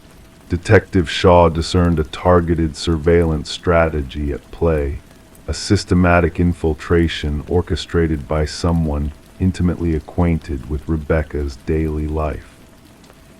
A forensic psychologist's analysis pointed to a fixation case, an individual consumed by the desire to assume Rebecca's identity, to embody her essence wholly. Such obsessions, though rare, found precedence in psychological studies, where the fixation on a victim symbolized an unattainable ideal stability, beauty, success. The spotlight shifted to a former colleague, Lily Winters, whose erratic behavior led to dismissal from the company. Lily's proximity to Rebecca and her unsettling comments on their similarities raised red flags. Following a warrant to search Lily's residence, the investigation plummeted into a realm of chilling revelation. Within Lily's abode, a room stood as a shrine-like homage to Rebecca. Walls adorned with snapshots of Rebecca's mundane activities, a closet stocked with replicas of her wardrobe, and makeup meticulously arranged to mirror Rebecca's preferences. Disturbingly, videos showcased Lily's gradual evolution in mimicking Rebecca's mannerisms, a progression from awkward imitation to near-perfect replication. Rebecca's whispered acknowledgement of Lily's intent to subsume her identity reverberated through the room, underscoring a perilous metamorphosis in progress. Advanced tools for key replication and electronic access manipulation hinted at Lily's meticulous planning, her meticulous monitoring of Rebecca's every move. Amidst the chaos, Lily vanished, leaving behind a scene of abrupt departure as authorities scrambled to secure Rebecca's safety. Weeks of vigilant surveillance failed to yield Lily's trace, heightening the tension within a case veering towards an unsettling denouement. The narrative reached a chilling climax when a security guard reported an inexplicable sighting Rebecca, or her doppelganger, infiltrating her former workplace despite being under protective custody. Surveillance footage unveiled the imposter's intrusion, a stark reminder that Lily had not fled, but instead made her decisive move to seize Rebecca's life for her own. The saga remains unresolved, casting a shadow of uncertainty over the fate of Rebecca Thorne and the elusive Lily Winters. As Detective Shaw contemplates the photograph on her desk, two faces mirror each other in an uncanny resemblance, embodying a tale of stolen identity and blurred boundaries. In the hushed corridors of law enforcement, the tale of Rebecca and Lily serves as a cautionary whisper, a reminder that one's identity is a fragile fortress, vulnerable to those who covet it beyond reason. The haunting truth lingers, echoing in Shaw's solemn counsel to her protégés: the greatest threat lies not in mimicry, but in the insidious desire to erase oneself in the pursuit of another's existence. Story 11. The aging apartment held secrets within its walls, whispering pipes, complaining floorboards, but the newest resident felt a chill in the air, a presence beyond the ordinary. Footsteps echoed from above, a rhythmic cadence that defied explanation, yet she dwelled on the highest floor. One evening she mustered courage, tapping the ceiling with a broomstick. The steps halted. Silence enveloped the space. Then a solitary knock echoed from within the ceiling itself. Sarah Coleman chose silence over sharing the strange occurrence with others. Perhaps it was the settling of the old building or a creature seeking refuge in the attic. Night after night, the footsteps persisted, a haunting echo traversing the ceiling in the darkness. Sarah adapted, raising the volume of her TV, donning headphones to drown out the methodical pacing overhead. Detective Morris stumbled upon the apartment's enigma when a repairman stumbled upon a hidden passage during routine maintenance. Behind a removed section of drywall lay an unexpected narrow corridor, absent from the building blueprints. Illuminated by a flashlight, the passage revealed a makeshift living space, a blanket, discarded wrappers, and a diary. The superintendent summoned the authorities. Detective Morris and his partner, Detective Rivera, encountered a shaken maintenance worker. Someone dwelled within the walls, he whispered. Someone watched. The diary chronicled meticulous observations of Sarah Coleman, her routines, her guests, her meals, her habits. The handwriting, once orderly, spiraled into chaos, strange symbols adorning the margins. "She ignores my presence," the final entry lamented. "No one ignores me." Forensic experts combed the hidden passages, discovering unidentified fingerprints and a network of tunnels dating back decades. These passages connected multiple apartments but terminated in discrete viewing points, peepholes disguised within fixtures, all converging in Sarah's residence. Current residents claimed ignorance of anything amiss, while former tenants spoke of unsettling sensations and unexplained sounds.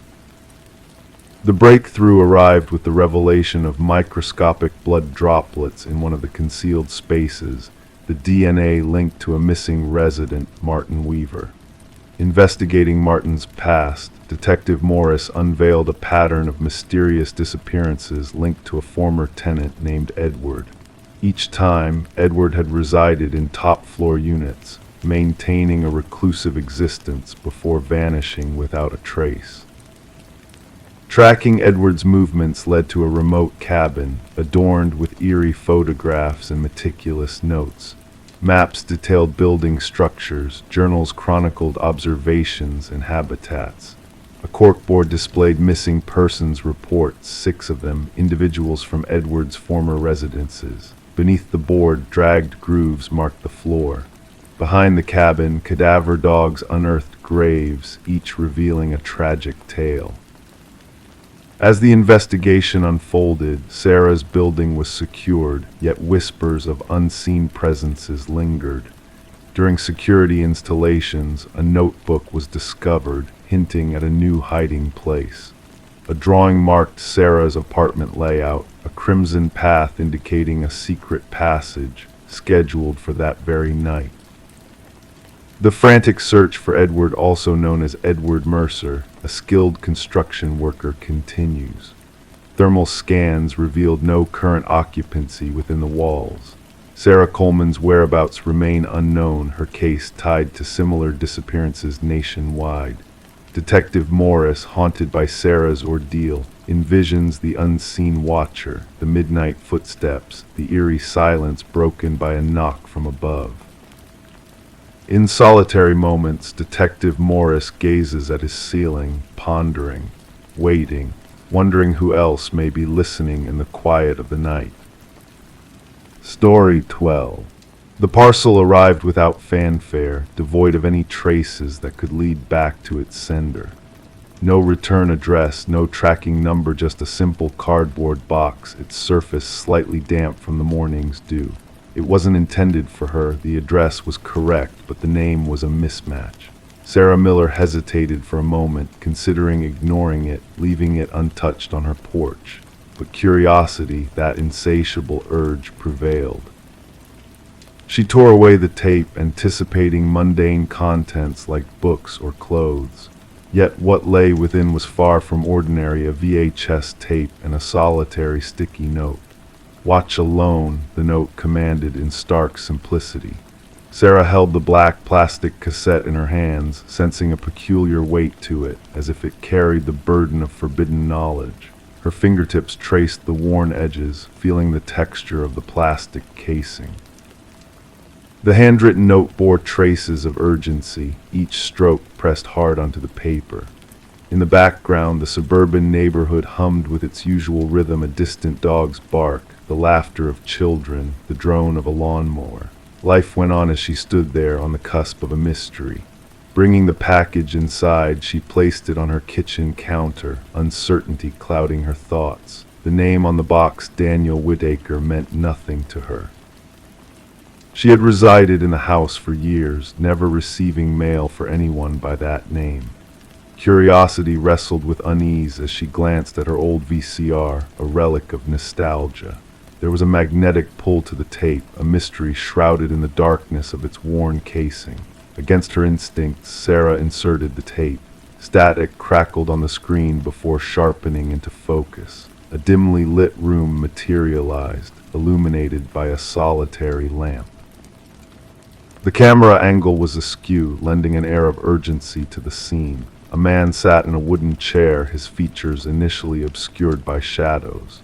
"My name is Daniel Whitaker," his voice, quiet yet unwavering, filled the room. "If you're watching this, they found you, and soon they will find me."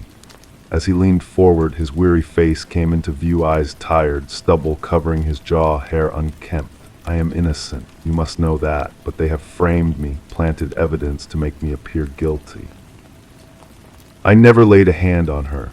The camera shifted, revealing a sparsely furnished room, a temporary sanctuary for a man on the run.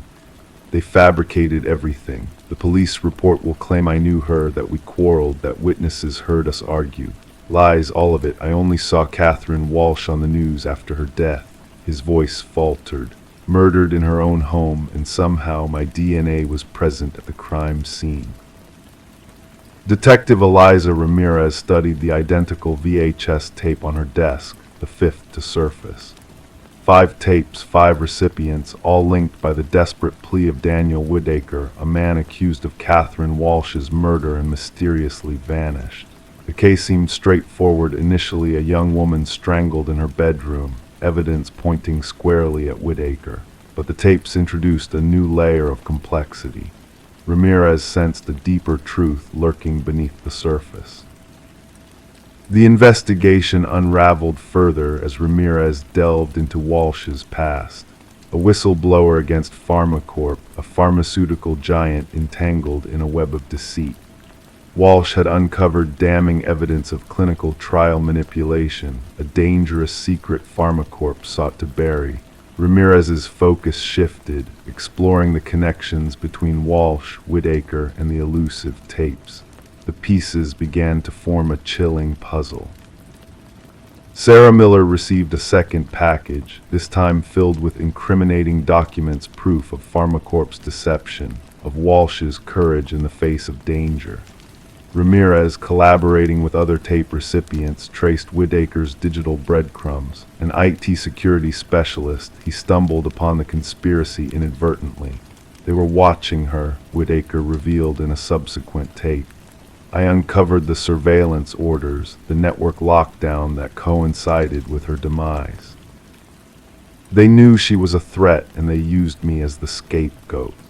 The breakthrough in the case came when Sarah noticed a crucial detail in her tape, a reflection hinting at a storage unit. Together with Ramirez, they unveiled the truth within Unit 217 Woodacre's journal, Walsh's evidence, and a damning trail leading straight to PharmaCorp's security head. Justice unfolded not in a dramatic arrest, but through the quiet accumulation of undeniable proof. Executives fell, the security head confessed, and the tainted drug faced retribution. Woodacre emerged from the shadows, a changed man, vindicated yet scarred by his ordeal. Sarah and Woodacre met once more, reflecting on the twists of fate that brought them together. "Why me?" Sarah asked, seeking closure. "Why send it to my doorstep?" Woodacre's gaze held the weight of truth. "The algorithm chose you. I needed impartial eyes, souls untouched by our stories, to see beyond the fabricated narrative." In a moment of shared understanding, they acknowledged the thin line between justice and deception. The wrong address, Sarah mused, led us to the right path. The VHS tapes, artifacts of a hidden truth, stood testament to the power of unraveling mysteries that arrive in unexpected guises. Story 13. In the depths of the attic, veiled beneath a worn blanket, they stumbled upon it. A porcelain doll, fragile and ancient, its azure eyes painted wide and unwavering. Sarah and Michael, a young couple, exchanged puzzled glances, unfamiliar with this discovery. They dismissed it with a laugh, just another relic abandoned to time. Yet that night a subtle unease settled within their home. The air grew dense, the quietude stretched taut. And come morning, the doll had vanished from the attic, only to reappear at the edge of their bed. Sarah and Michael had been captivated by the allure of the Victorian house they purchased at auction, its intricate woodwork and enigmatic allure beckoning them despite whispers of a troubled past. Little did they know, they were destined to intertwine their fates with its enigmatic history. Detective Rachel Winters was summoned on a crisp autumn day to a haunting scene.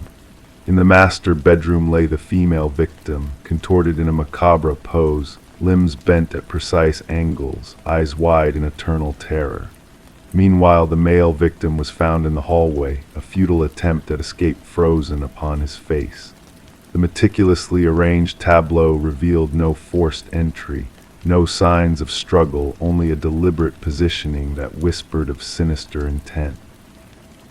As Detective Winters meticulously pieced together the puzzle, she unearthed unsettling testimonies from neighbors. Whispers of shadows flitting past windows, of childlike laughter echoing through the vacant house in the dead of night. Each account added a layer of disquiet to the enigma at hand.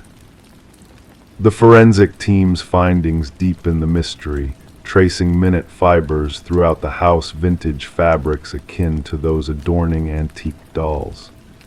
The absence of foreign DNA, fingerprints, or footprints confounded the investigation, hinting at an elusive perpetrator who left no trace.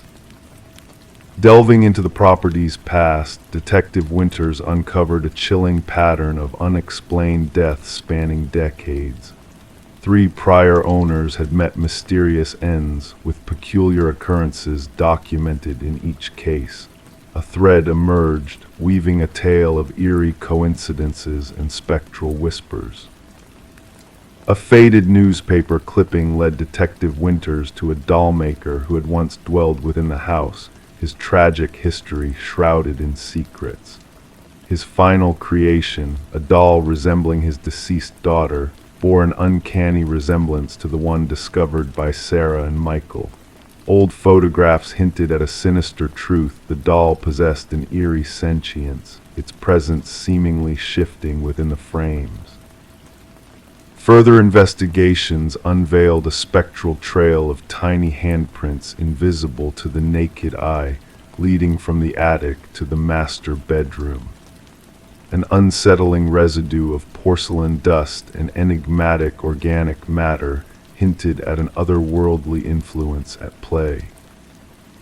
A revelation from a distant relative of the doll maker shed light on his esoteric practices, weaving spirits into his creations to bestow them with an eerie vitality. The doll, it seemed, was more than a mere plaything. It held a dark secret within its porcelain visage.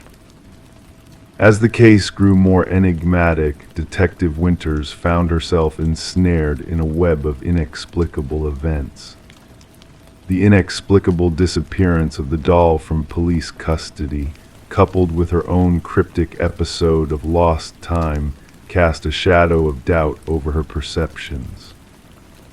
The house changed hands once more, its grim past driving down its value despite its architectural grandeur. The new owners, wary of the attic's haunted legacy, found it empty save for a neatly folded blanket. The doll remained at large, a spectral enigma that continued to haunt the fringes of reality. Detective Winters, haunted by the unresolved case, retired prematurely, bearing the weight of untold secrets. On her final day, she stowed away a photograph of the doll maker and his eerie creations, a testament to the enigmatic forces that lingered within the house's walls. The new owners, opting to leave the attic undisturbed, reported no disturbances, yet whispers of a spectral presence persisted on quiet nights. The faint laughter of a child, the fleeting shadow behind the attic window, echoes of a past that refused to be forgotten. Story 14. The town kept quiet about the house on the edge of the woods, a solitary structure with darkened windows and a porch burdened by time. No one laid claim to it, and its origins remained shrouded in mystery. Yet when a band of hikers strayed too close, they stumbled upon a chilling sight: names carved into the wooden siding, etched deep like ominous prophecies. Among them, at the very bottom, a fresh name glared back at them, unfamiliar and unsettling. It wasn't until a trembling voice broke the silence, whispering, "That's mine." Under the cloak of night, a call came into dispatch, classifying the incident as a routine trespassing report. The voice on the other end belonged to Mason Wright, the lead hiker who had discovered his own name engraved on the forsaken house. Responding officers anticipated a case of juvenile mischief, a mere prank among companions. However, what awaited them defied logic.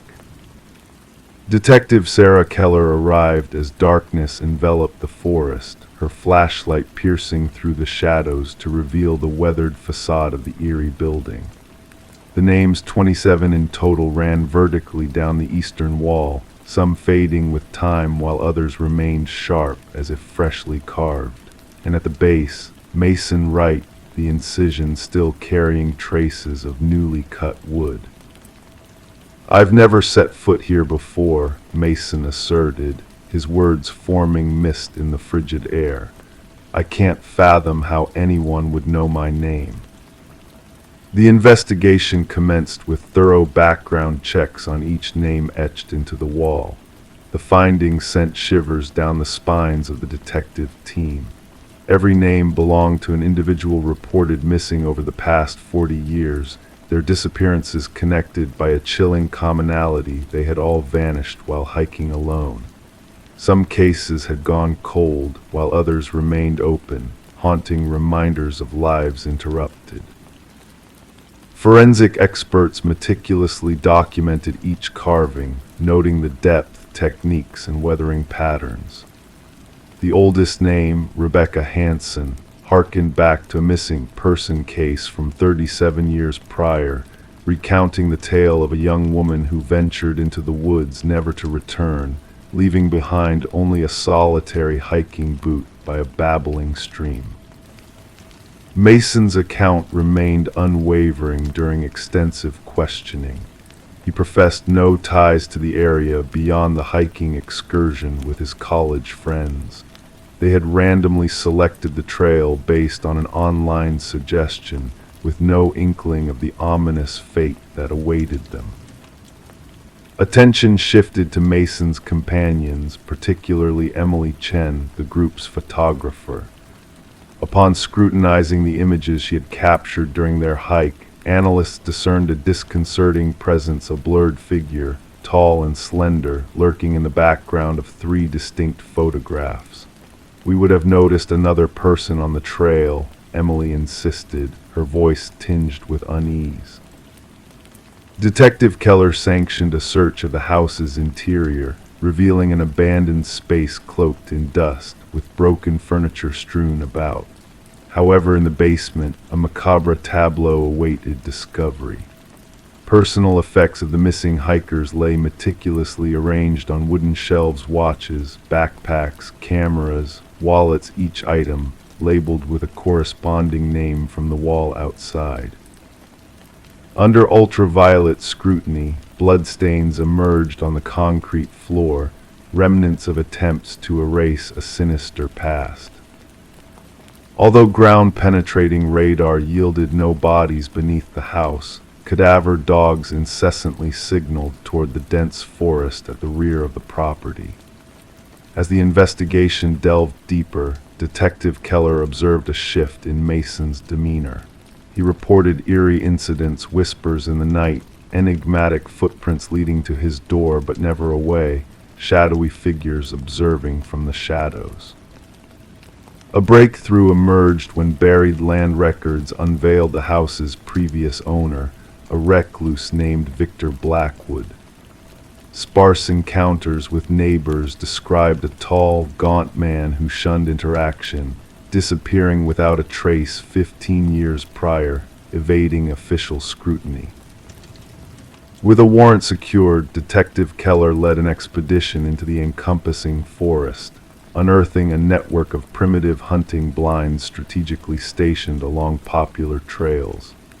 Within one blind, a journal surfaced, chronicling meticulous observations of hikers, their paths, gear, and behaviors. The entries morphed from detailing animal hunts to chilling accounts of human prey, outlining how each victim was selected and pursued.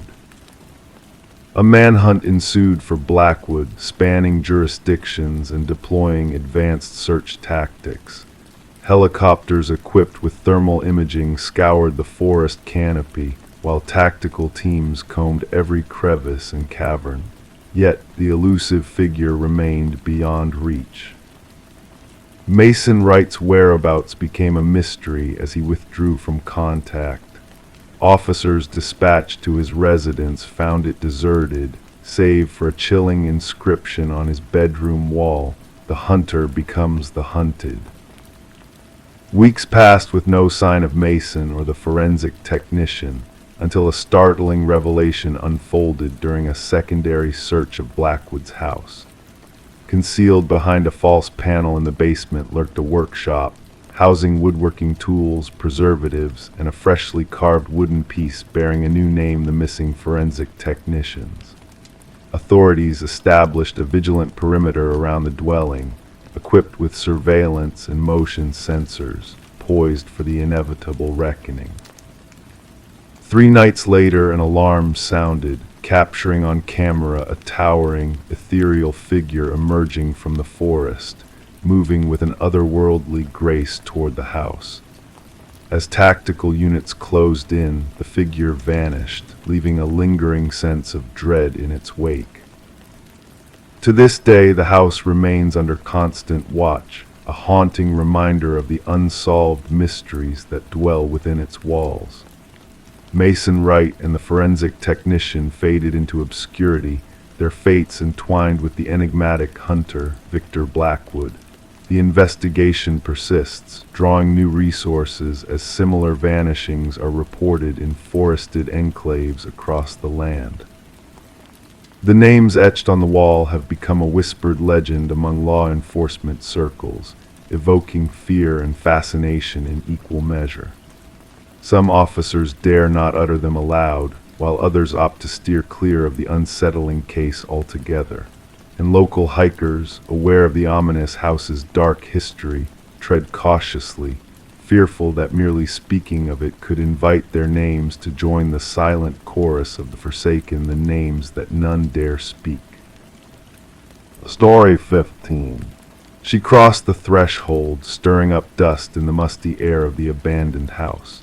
Years of neglect had left the walls peeling and the furniture shrouded in sheets. Each step felt like entering a frozen moment in time, a suspended reality where everything stood still except for one peculiar detail. The doors, no matter which one she opened, they all led back to the same room, a mysterious loop that defied logic, trapping her in the parlor with no escape. The only way out was the way she came in. But when she glanced back, the front door had vanished into thin air. With the discovery of Morgan Pierce's lifeless body, the once forgotten Victorian home transformed into a grim crime scene. Detective Sarah Lind stood at the threshold, observing forensic experts moving silently through the dim interior like spectral figures. The house had garnered a reputation among locals not just for spinning compasses and eerie sensations of being watched, but now for harboring secrets darker than any urban legend. The initial assessment indicates she passed away around 3 days ago, the medical examiner murmured, barely audible in the heavy silence. Cause of death appears to be asphyxiation. Morgan had been found seated in an antique chair in the parlor, her posture serene as if awaiting a visitor. No signs of struggle, no marks of resistance. The scene exuded a haunting tranquility that unsettled even seasoned investigators. "Who stumbled upon the body?" Lind inquired, scanning her notes. "A real estate agent showing the property to potential buyers," her partner replied. "They entered, saw her there, mistook her for a trespasser until they drew closer." The house had remained uninhabited since the passing of its previous owner, Eleanor Blackwood, nearly half a decade earlier. Legal disputes had left the property in a state of abandonment, unwanted, unsold, and mostly forgotten except by those seeking thrills or mischief. Morgan Pierce, a 26-year-old graduate student delving into architectural anomalies for her thesis, had a keen eye for spaces that challenged conventional norms. Her friends described her as meticulous, driven, and captivated by structures that defied expectations. The allure of the abandoned Victorian, notorious for disorienting visitors, must have called out to her like a siren's song. Her roommate reported her missing 2 days ago, Lind noted. Morgan mentioned something about visiting the house where people get lost for her research. As the investigation unfolded, it became clear that Morgan had frequented the house in the weeks leading up to her demise. Entries in her journal detailed odd acoustic phenomena, sudden drops in temperature, and doors that seemed to lead to different places with each opening. In her final notes, she spoke of bringing specialized equipment to record what she termed spatial anomalies. Yet that equipment remained nowhere to be found. During the autopsy, an unexpected revelation emerged. Traces of a rare alkaloid derived from a plant used in shamanic rituals were detected in Morgan's system. While the substance could induce disorientation and vivid visions, the amounts found were not lethal. She wasn't one to dabble in recreational drugs, her boyfriend asserted during interrogation. Morgan was meticulous in her research practices. She wouldn't have jeopardized her senses intentionally. Digging into Morgan's digital footprint uncovered fragments of deleted messages on her phone, conversations with an individual who shared her fascination with the house, someone claiming to grasp its enigmatic nature. The exchanges grew progressively intimate and cryptic. The house retains its memories, one message hinted. It yearns for someone to understand. The trail led investigators to Adam Reeves, an architectural historian whose expertise in rare spatial phenomena had captivated Morgan. Their professional rapport had blossomed into a more personal connection. When questioned, Reeves expressed genuine sorrow at Morgan's passing. "The house has a reputation," he divulged. "The original architect wove optical illusions and deceptive perspectives into its design.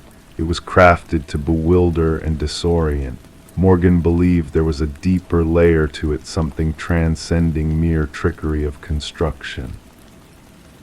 However, Reeves had a solid alibi for the presumed time of Morgan's demise, supported by university symposium footage showing him lecturing hours away from the Victorian. A breakthrough emerged from an unexpected source. Aliner Blackwood's grandson, currently residing overseas. Contacted by the investigators, he unveiled a long-guarded family secret. "My grandmother wasn't the sole Blackwood to pass away in that house," he disclosed. "There were others, always discovered in the parlor, always at peace." The family referred to it as the claiming.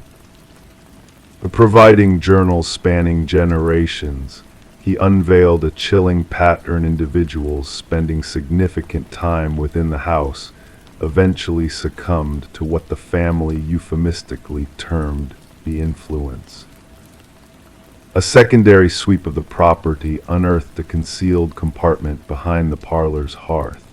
Inside, Morgan's missing equipment was recovered alongside a peculiar find: an alcove housing artifacts from diverse indigenous cultures, arranged meticulously in a geometric configuration.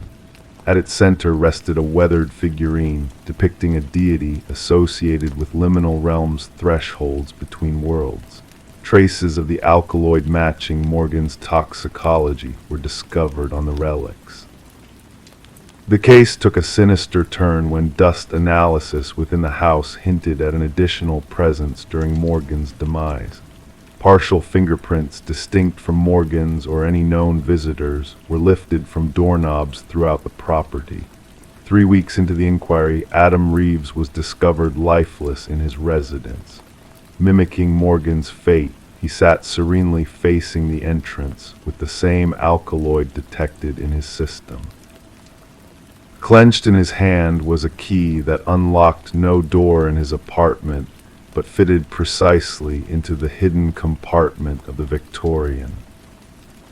In his final electronic missive, sent to himself as if preserving a testament, Reeves inscribed, "The house doesn't ensnare you physically, it ensnares your perception." Morgan was correct: the doors lead to where they always have, yet something tricks you into believing you're traversing in circles. Once you grasp the verity, you can depart at will, but by then the desire to leave dissipates. The case remains officially unresolved, classified as suspicious deaths under scrutiny. The Victorian structure has since been condemned, its access limited by authorities. Nevertheless, whispers persist of phantom lights glimpsed within on certain evenings and of guests who enter but never exit. Some locals maintain that the house claims those who delve too deeply into its mysteries. Others speculate that Morgan and Reeves unearthed something ancient and potent, existing within the interstices of conventional reality. The verity remains as elusive as an escape in a domicile where every portal circles back to the inception. Story 16: The Tale of the Forgotten Library. The ancient library stood on the brink of destruction, its fate sealed by the hands of progress. The workers toiled tirelessly, dismantling its walls brick by brick, unaware of the secrets lurking within. But fate had other plans, as a curious laborer stumbled upon a hidden latch nestled within the old bookshelf.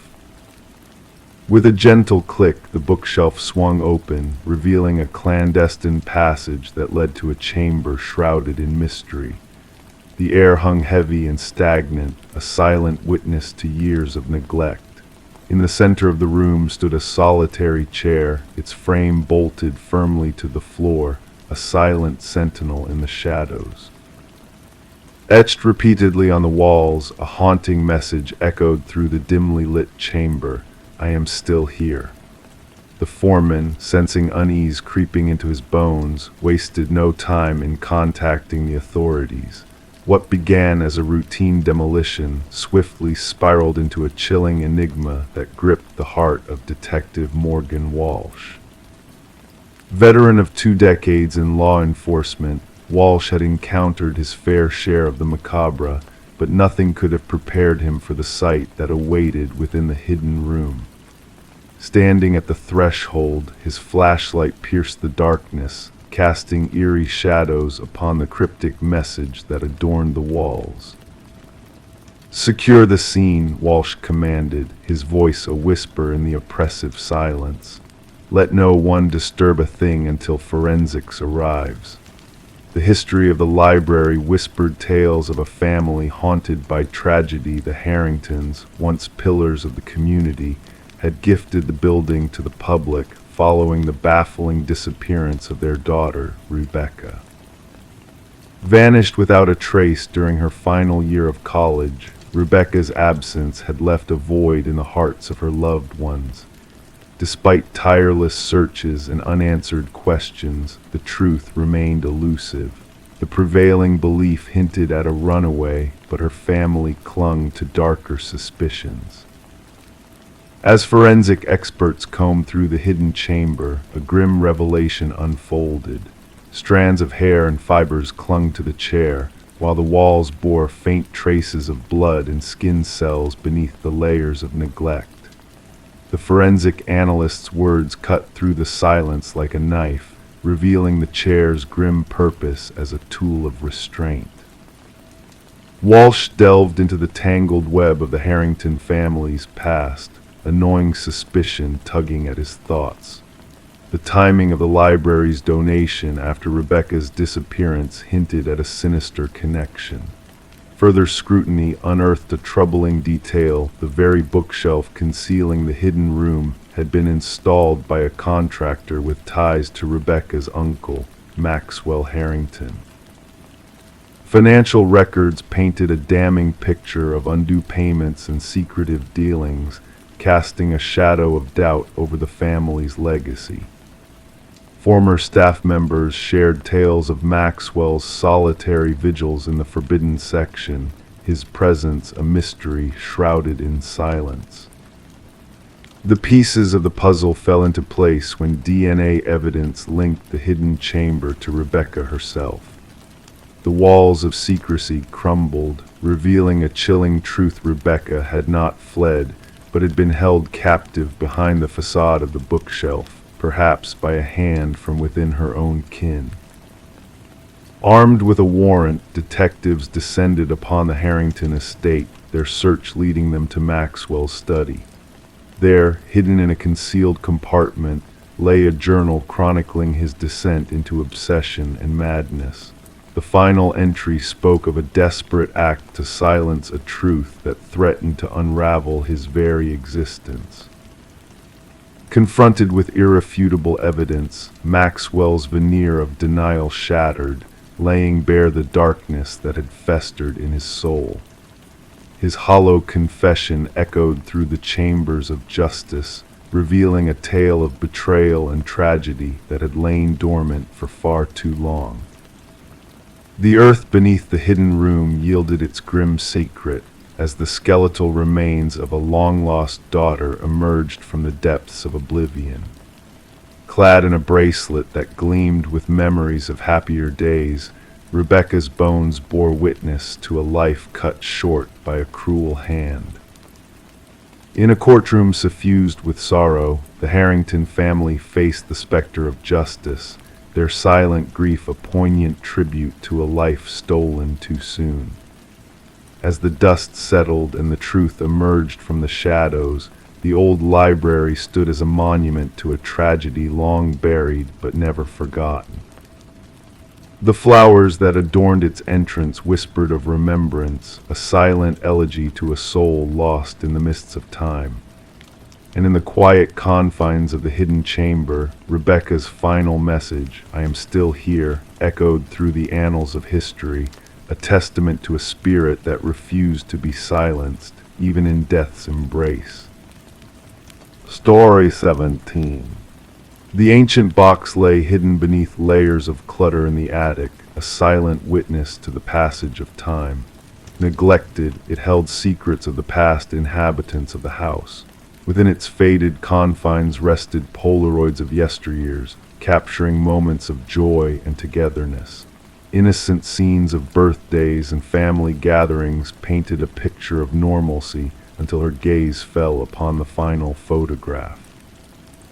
In that captured moment, her living room unfolded before her eyes, the familiar couch, the drapes gently swaying, but the family depicted was not hers, and in the shadows lurked a figure, barely discernible in the dimness, a man watching. A shiver traced its icy fingers down Rebecca's spine as she scrutinized the image. Her hands quivered, causing the edges of the photograph to tremble softly. The family in the picture, a woman with golden hair, a man with thick-rimmed glasses, and two children beamed at the camera, oblivious to the looming presence behind them. Frozen in time, their smiles belied the danger that loomed near. Carrying the photo downstairs, each creak of the wooden steps echoed the weight of unease that settled in her chest. The house, once spacious and quiet since her arrival 4 months ago, now felt oppressive, suffocating. Placing the photograph on the kitchen counter, Rebecca bathed it in the harsh glare of fluorescent light. The uncanny resemblance between her home and the unfamiliar faces in the picture was undeniable. The archway leading to the hallway, the intricate crown molding, the bay window basking in the morning light. This was her sanctuary, yet these strangers had left their mark upon it. The arrival of Detective Morgan marked the beginning of a quiet inquiry into the enigma. With weathered leather and eyes that missed nothing, he examined the photograph with a meticulous air. Tracing a gloved finger along the Polaroid's edge, he turned it over to find a blank back.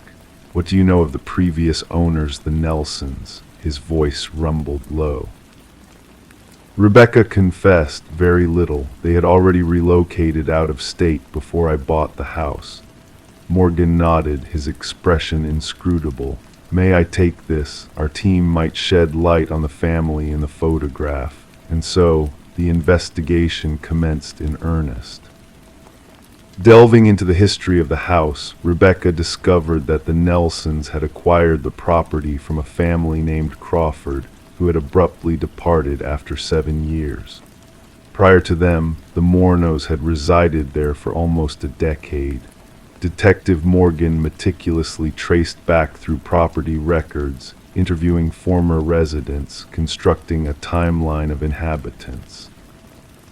A breakthrough emerged unexpectedly. A retired mail carrier recognized the family in the photograph. The Sutherlands, he declared with certainty.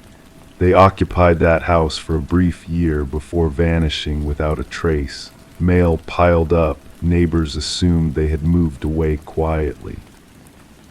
The Sutherland family's disappearance bore a haunting resemblance to a recurring pattern. People vanished, 4 individuals gone without a trace. No forwarding address, no trace of their children in new schools, no activity in bank accounts, as if they had evaporated into thin air. Forensic analysis dated the Polaroid to 15 years prior. Examining minute details within the picture, the technician pointed out telltale signs of staging the particles suspended in the air, the unnatural stillness of the subjects. A timer was used for this shot, each person perfectly positioned, she elucidated. But if the Sutherlands orchestrated the picture, who was the spectral figure in the hallway? Enhanced imaging unveiled further features of the mysterious presence. Tall, masculine, clad in darkness, his countenance veiled, yet his stance exuded an intense vigilance, a sense of belonging as he observed from the shadows. Detective Morgan uncovered a disquieting trend, a family vanishing every year like clockwork. Further scrutiny of historical records disclosed a chilling past. The house, crafted by a renowned architect, bore a dark shadow. The project manager vanished near completion. Samuel Whitfield, his successor, completed the construction.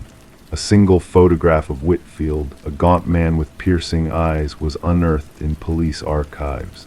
When digitally aged and compared to the figure in the Polaroid, an eerie resemblance emerged. Reports claimed Samuel Whitfield perished in a construction mishap post-house completion, his body lost in the rubble of a collapsed building. The basement became the focal point of the investigation. Ground-penetrating radar detected anomalies beneath the concrete floor, aberrations that defied explanation. And beneath the layers, they found them all, the missing families, frozen in time within the Earth's embrace. Among their belongings lay a camera, the very one that had captured the attic's photograph, and a trove of images, each portraying a different family, blissfully unaware of the lurking presence in the shadows. The house was cordoned off as a crime scene, never to welcome Rebecca's return. As investigators meticulously catalogued evidence, a hidden crawlspace emerged behind a concealed wall in the attic. Within lay a cot, photographic equipment, and a journal chronicling meticulous observations of the house's occupants. The final entry, dated a mere 3 days prior, read, "The newcomer is astute. She discovered my photograph too soon. I must hasten my plans." Under police protection, Rebecca sought refuge in a hotel, yet unrest haunted her slumber. A nocturnal call pierced the silence, the receiver crackling with a phantom breath. A click, then the mechanical whir of a Polaroid camera dispensing a photo. The inquiry persists, the house brooding in darkness, its mysteries elusive. Samuel Whitfield remains an enigma, his fate obscured by time's veil. Some assert his demise decades ago, while others suggest a clandestine escape to a fresh locale, a new identity, a new abode. In the shadows, photographs develop, capturing new families, new homes, new sentinels. Amidst the dimness, those who seek truths about the man in the photograph are now under scrutiny themselves. The enigmatic watcher, eternal and unseen, continues his spectral vigil, his secrets veiled in the shadows. Story 18. As the night enveloped the quiet nursery, a flicker danced across the baby monitor's screen, like a fleeting shadow passing through a moonlit room. The mother, Rebecca, barely registered the anomaly, attributing it to mere interference in the airwaves. But then a crackling static pierced the silence, and a voice, soft as a breath of wind, whispered, "SHHH, go back to sleep." In that moment, a chill swept through Rebecca. freezing her in place, her heart pounding like a distant drum in the night. With a surge of primal instinct, she dashed to her son's room, the hallway stretching before her like an endless corridor of uncertainty. Each step echoed in her ears, a frantic rhythm of fear and desperation. Upon reaching the nursery, her trembling hand pushed open the door, revealing an empty crib bathed in the soft glow of the night light. Panic gripped her like icy tendrils, her mind racing to comprehend the inexplicable. The room remained undisturbed, the window sealed shut against the outside world, the door securely locked as it had been all evening. The only disruption lay in the form of a stuffed rabbit, its button eyes staring up at her with an unnerving intensity, as if silently bearing witness to the unseen. In the aftermath of that fateful night, Rebecca's screams pierced the veil of darkness, tearing through the stillness like a jagged wound. The neighbors, stirred from their own slumber, reached out to the authorities, their concern mingled with a sense of foreboding. Upon arrival, the investigators found Rebecca cradling the stuffed rabbit, her grip white-knuckled, her gaze distant and haunted. Samuel, her precious 4-month-old son, had vanished without a trace, leaving behind a void that echoed through the hollow chambers of her heart. The ensuing investigation unfolded like a tapestry of shadows and secrets, each thread leading deeper into the labyrinth of the unknown. No signs of forced entry marred the sanctity of the home, no clues left behind to illuminate the path of the elusive intruder. Rebecca found herself cast under the harsh light of suspicion, her every action scrutinized through the lens of doubt. Her husband, Daniel, a figure absent in the crucible of the night's events, emerged from the shadows of his own making, his presence a specter haunting the edges of the investigation. As the tendrils of inquiry stretched further, a glimmer of hope emerged from the darkness, a trail of microscopic fibers, foreign to the realm of domesticity, clinging to the windowsill like a silent witness to the clandestine act that had unfolded. The focus shifted, unveiling a web of deceit and betrayal woven with threads of climbing rope and specialized boots, leading the investigators down a path fraught with treachery and hidden motives. Daniel, with his calloused hands and troubled past, stood at the center of the storm, his facade of innocence crumbling under the weight of damning evidence. A second family, a web of lies, and a plan carefully orchestrated in the shadows of the night, all laid bare in the harsh light of truth. The baby monitor, once a harbinger of safety and reassurance, emerged as a silent witness to the sinister machinations that had unfolded within the confines of the nursery. Its digital eyes had captured the whispered deceit that had shattered a mother's world. In a basement cloaked in shadows, the truth unfurled like a dark blossom, revealing Samuel in the arms of a woman named Elena Ghost from Daniel's past, driven by a grief that had twisted into a malevolent force. The courtroom, hushed in anticipation, bore witness to the unraveling of a tale woven with threads of betrayal and redemption. The voices of the past echoed through the sterile air, their resonance a haunting reminder of the fragility of trust. As the gavel fell, sealing the fate of the guilty, Rebecca and Samuel embarked on a journey of healing and renewal, leaving behind the shadows of the past to embrace a future bathed in the light of a new dawn. The baby monitor, its digital gaze unblinking, stood as a silent sentinel, a guardian of truth in a world veiled in deception. And as the night whispered its lullaby of secrets, Rebecca held onto the stuffed rabbit, its glassy eyes reflecting the echoes of a night when darkness gave way to the light of justice. Story 19. The apartment lay dormant for months, its silence undisturbed as time slipped by unnoticed. When the new tenants arrived, their expectations were modest, perhaps a layer of dust, a few remnants of forgotten belongings. However, one door stood defiant, refusing to yield to their curiosity. Locked from within, it guarded its secrets with a stubbornness that piqued their intrigue. The landlord, with a mixture of trepidation and reluctance, finally coerced the door open. Anticipation hung in the air, mingling with a sense of foreboding. What lay beyond was not what they had anticipated. The closet's walls bore witness to a haunting tale, etched in deep, uneven scratches that spoke of desperation and confinement. And nestled in the corner, an antiquated flip phone, its screen illuminated by a lone, unread message.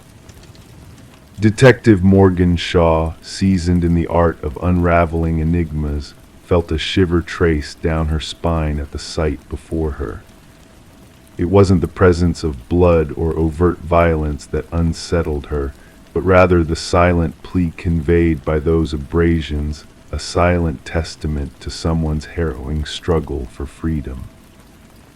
"We need forensics here immediately," she directed her partner, Officer Reed, who diligently documented the haunting marks on the wood, "and bring me the records of the previous tenants."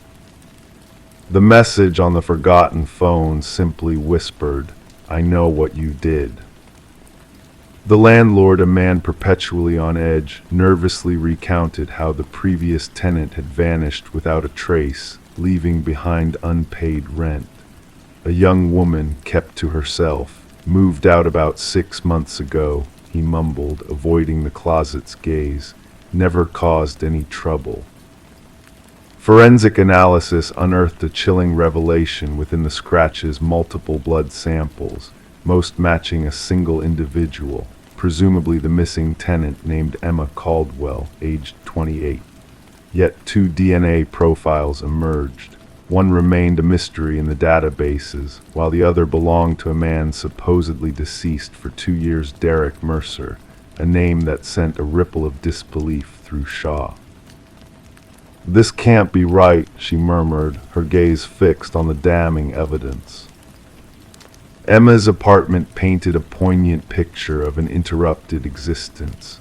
Unopened mail, a forgotten coffee mug, a meticulously arranged bed.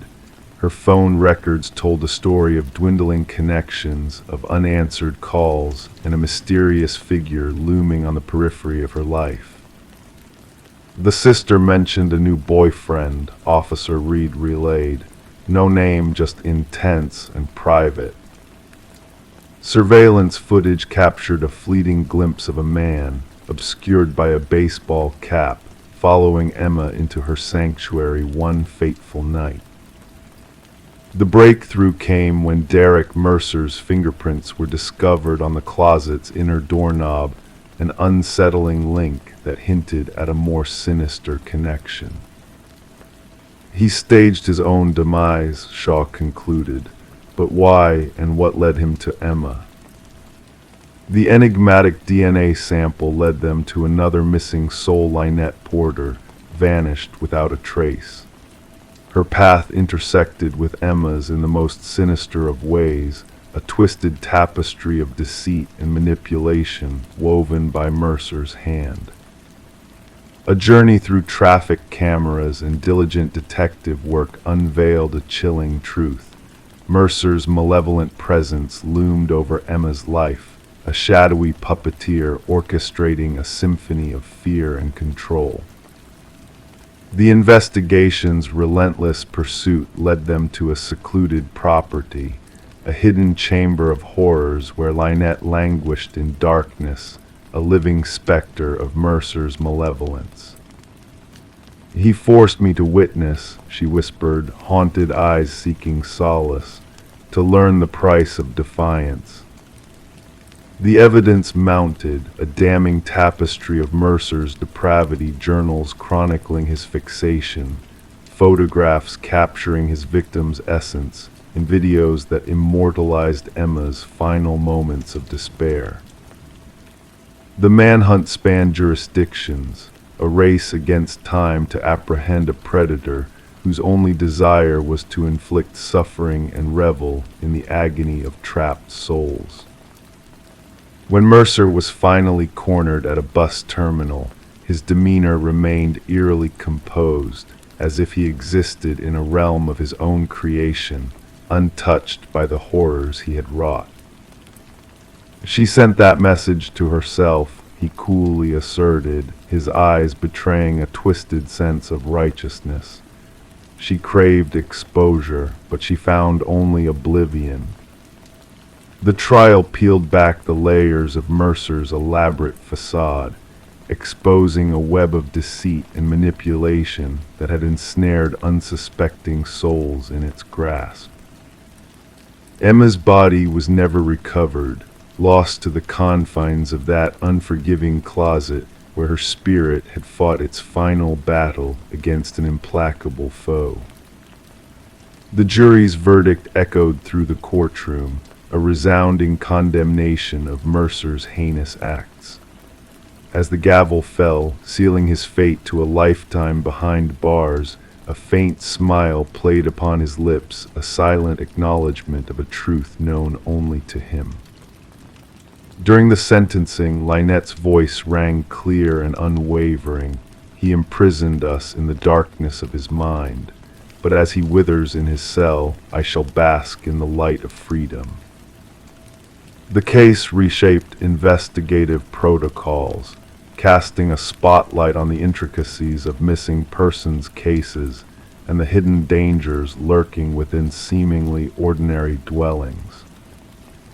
Detective Shaw, keeper of secrets and seeker of justice, preserved a memento from Emma's apartment, a stark reminder that not all horrors wear the mask of violence, but some are etched in the silent pleas of those lost to the shadows. Story 20, The Unsettling Dollhouse.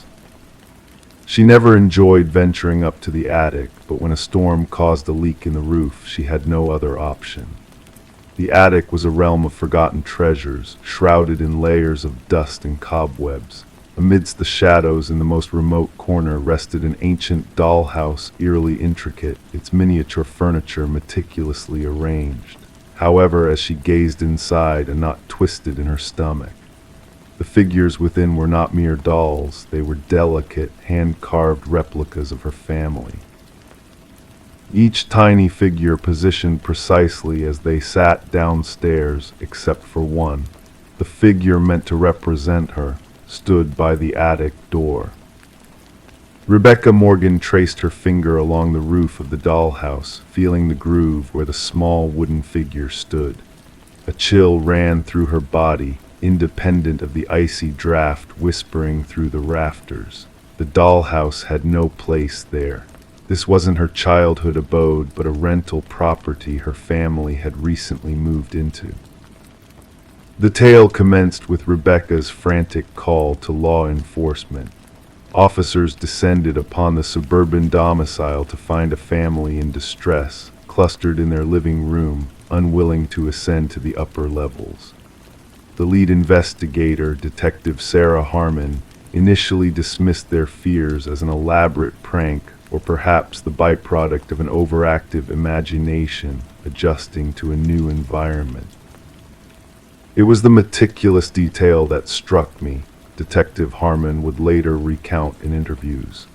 Each miniature figurine captured a unique aspect of each family member: the father's receding hairline, the son's hoodie, even the mother's birthmark on her hand. The investigation took a turn when forensic teams unearthed fingerprints on the dollhouse that did not match any of the family members. Even more disturbing were the microscopic cameras discovered embedded in the eyes of each miniature figure, all linked to a sophisticated recording system concealed beneath the dollhouse. Scrutiny of the Morgan family's movements in the days prior revealed a disconcerting pattern.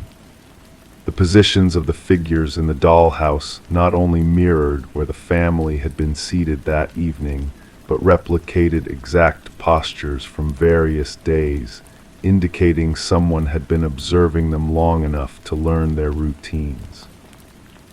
We soon realized this was no ordinary case of stalking, elucidated Detective Harmon. The perpetrator exhibited a level of fixation rarely seen in the annals of criminal psychology. The investigation unveiled a hidden entrance to the basement, concealed behind a false wall in the pantry. Inside, investigators unearthed a makeshift living area with signs that someone had been dwelling there before the Morgans moved in.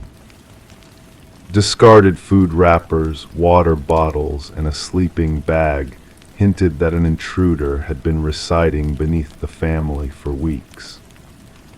What confounded investigators most was the absence of forced entry. Property records unveiled that the house had sat vacant for nearly a year prior to the Morgan family's arrival. The former owners, an elderly couple, had both passed away within months of each other. Their son oversaw the estate sale and subsequent rental of the property. Conversations with neighbors yielded minimal insight. Most had not noticed anything amiss, although one elderly woman mentioned sporadically spotting lights in the house during its vacancy. The assumption was that it was the real estate agents showing the property, she informed investigators. It never occurred to me that someone might be residing there without authorization. The breakthrough transpired through digital forensics. Examination of the surveillance system linked to the miniature cameras disclosed that the data was being transmitted to an external server. The IP address led investigators to a modest apartment across town. Within, they discovered walls adorned with photographs of the Morgan family and prior residents of the house. Journal entries meticulously chronicled the daily routines of each family member with unsettling precision. The most chilling revelation was a workshop containing numerous partially completed dollhouses, each representing distinct homes in the vicinity. The apartment belonged to Martin Wells, the son of the former homeowners. His financial records indicated mounting debt following his parents' demise. Instead of selling the house outright, he devised the concealed living space, continuing to inhabit it while collecting rent from unwitting tenants. The dollhouse served as his command center, expounded the forensic psychologist assigned to the case. Every figure symbolized someone he observed. The figure of Rebecca beside the attic door wasn't a threat, it was his way of acknowledging her discovery of his surveillance system. Throughout interrogation, Wells remained eerily composed as he expounded on his rationale. They were dwelling in my house, sleeping in my parents' bedroom. I needed assurance that they were treating it with reverence. When queried about the positioned figures, he simply stated, "I wanted them to understand I was always watching." The psychological evaluation unveiled a convoluted case of possessive delusion. Wells struggled to cope emotionally with losing his childhood residence and crafted an elaborate system to retain dominion over it. The dollhouse became his means of possessing both the property and its inhabitants. The Morgan family never set foot in the house again. Rebecca later reminisced that the most haunting moment was not discovering the dollhouse, but comprehending its implications. Someone had been observing us all along, measuring our lives, transforming us into playthings. The true horror wasn't the dollhouse itself, it was realizing that in his mind, we were merely dolls to be manipulated and observed. Wells faced multiple charges, including stalking, invasion of privacy, unlawful surveillance, and unlawful entry. The case prompted a reevaluation of real estate disclosure, laws concerning deaths on properties, and the responsibility of agents to ensure residences are correctly vacated before new occupants move in. During sentencing, the judge highlighted the extraordinary violation the Morgan family had endured. You didn't merely intrude upon their home, you invaded their sense of security and independence. You witnessed their most intimate moments and replicated them for your enjoyment. What intrigues criminologists most about the case is how long Wells might have operated without detection had Rebecca not stumbled upon the dollhouse. Forensic analysis of his journals indicated that he had been covertly residing in homes for nearly 2 years, transitioning from one property to another, crafting dollhouses of each family under surveillance. The Morgan family eventually relocated to a distant residence, yet Rebecca confessed in victim impact statements that she still checked closets and hidden spaces habitually. She eradicated all dollhouses and miniatures from their new abode. "Some days I still sense eyes upon me," she divulged. "I ponder if somewhere someone is still maneuvering a tiny version of me within an undiscovered dollhouse." Story 21. The old Polaroid held secrets within its faded hues, capturing a moment long buried in the sands of time. Among the smiling faces and flickering candles, a specter lurked, unnoticed by those frozen in joyful celebration. The daughter, Sarah Winters, stumbled upon this chilling anomaly while sifting through her mother's attic after the final farewell had been bid.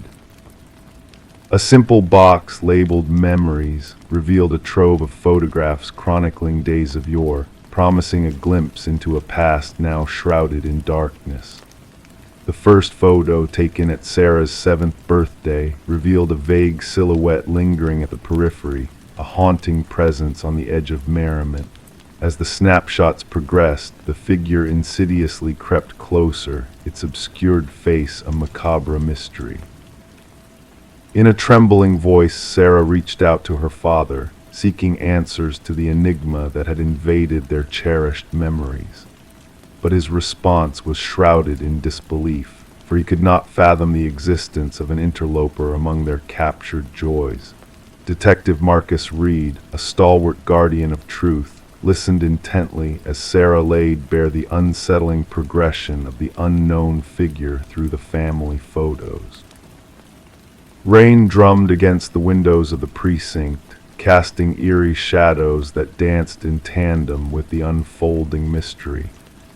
The detective's scrutiny revealed a pattern of malevolence woven through the snapshots, a sinister presence inching closer to innocence with each click of the camera.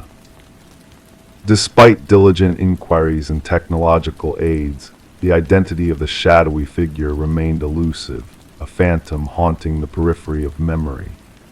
But Sarah's determination unearthed a chilling connection. Other family albums bore witness to the same ominous presence, a recurring nightmare lurking in the background of joyous occasions. Through digital enhancement and forensic expertise, the figure began to take shape, revealing clues that led to a sinister truth buried in the annals of time.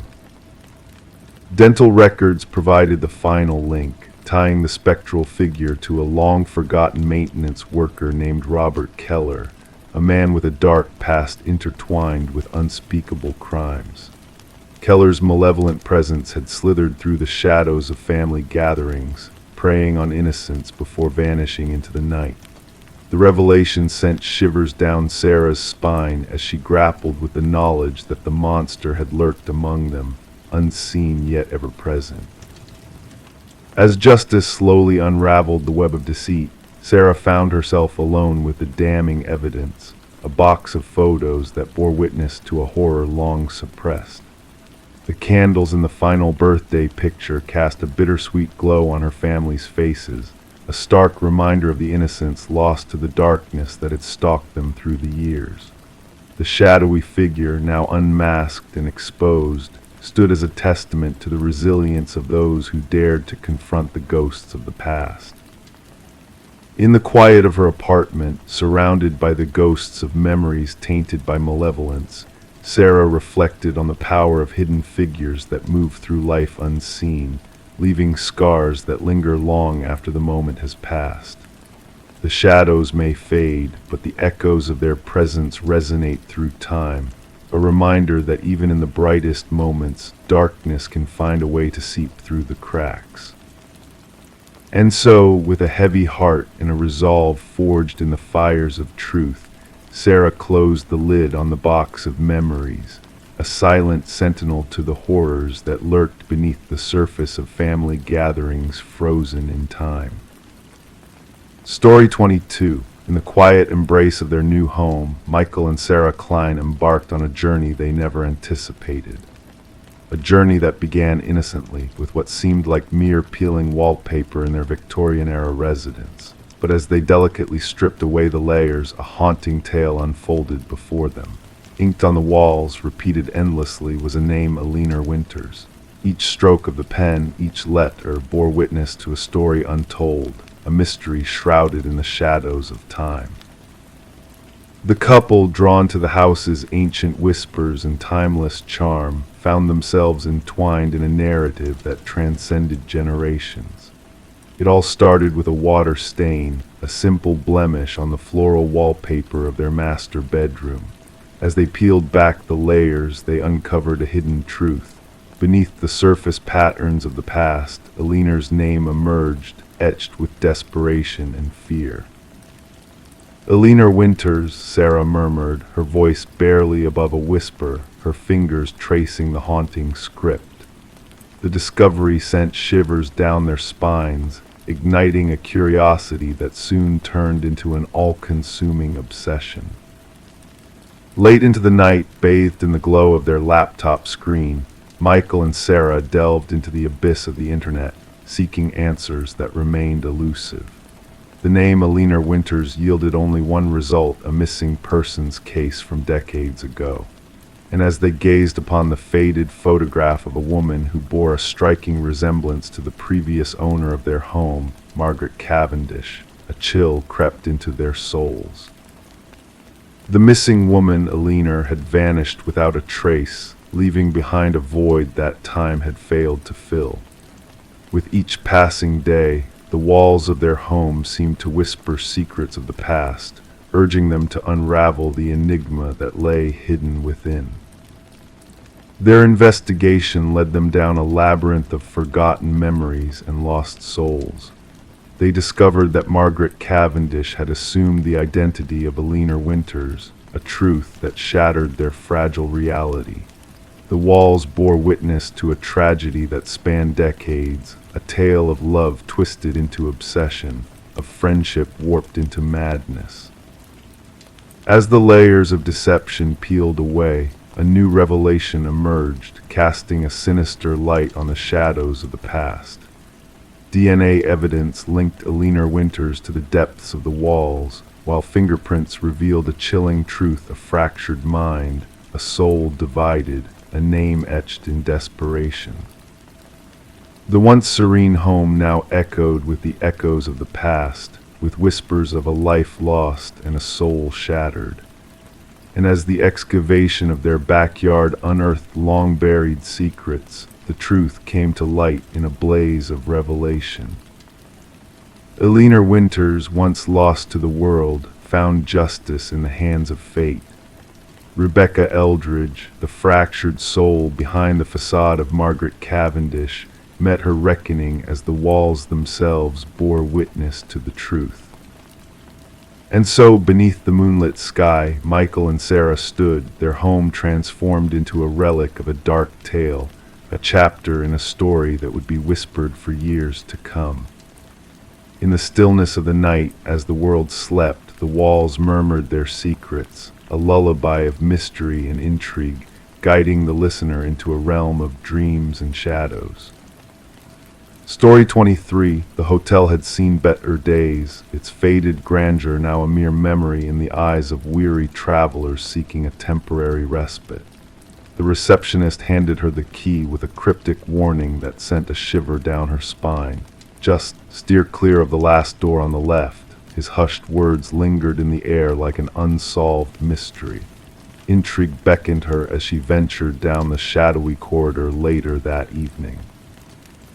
The brass doorknob felt icy to the touch, sending a chill through her as she stood before it.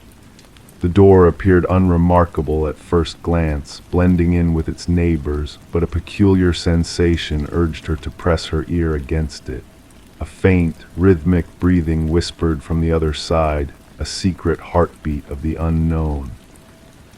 Detective Morgan Reed found herself at the scene, rubbing the remnants of sleep from her eyes as she crossed the threshold marked by yellow crime scene tape. The metallic tang of blood tainted the air, a scent that spoke volumes to her trained senses. The room bore witness to a cruel juxtaposition, a pristine bathroom, an untouched bed, and in between the stark reality of tragedy. A young woman lay lifeless on the floor, her golden locks splayed around her like a haunting halo. Her vacant gaze stared upwards, frozen in a silent scream of eternity. Reed knelt by the victim, mindful not to disturb the evidence markers dotting the crime scene. "The third one this season," remarked the forensic expert, his voice devoid of emotion as he meticulously documented the grim tableau. "The same calling card as before." Reed nodded solemnly, absorbing the grim pattern unfolding before her. The victim's attire hinted at a life far removed from this desolate motel. An expensive handbag lay open on the bedside table, its contents untouched. This was not a crime of opportunity. It was a meticulously planned act driven by something deeper, darker. The hotel manager lingered on the periphery, his pallor betraying his unease. "She checked in alone, paid in cash. I never imagined." His voice faltered, haunted by the tragedy that had unfolded within his establishment. "The maid discovered her when she came to clean." Reed surveyed the room once more, noting the absence of forced entry or defensive wounds. The victim had either welcomed her assailant willingly or harbored a dreadful familiarity with them.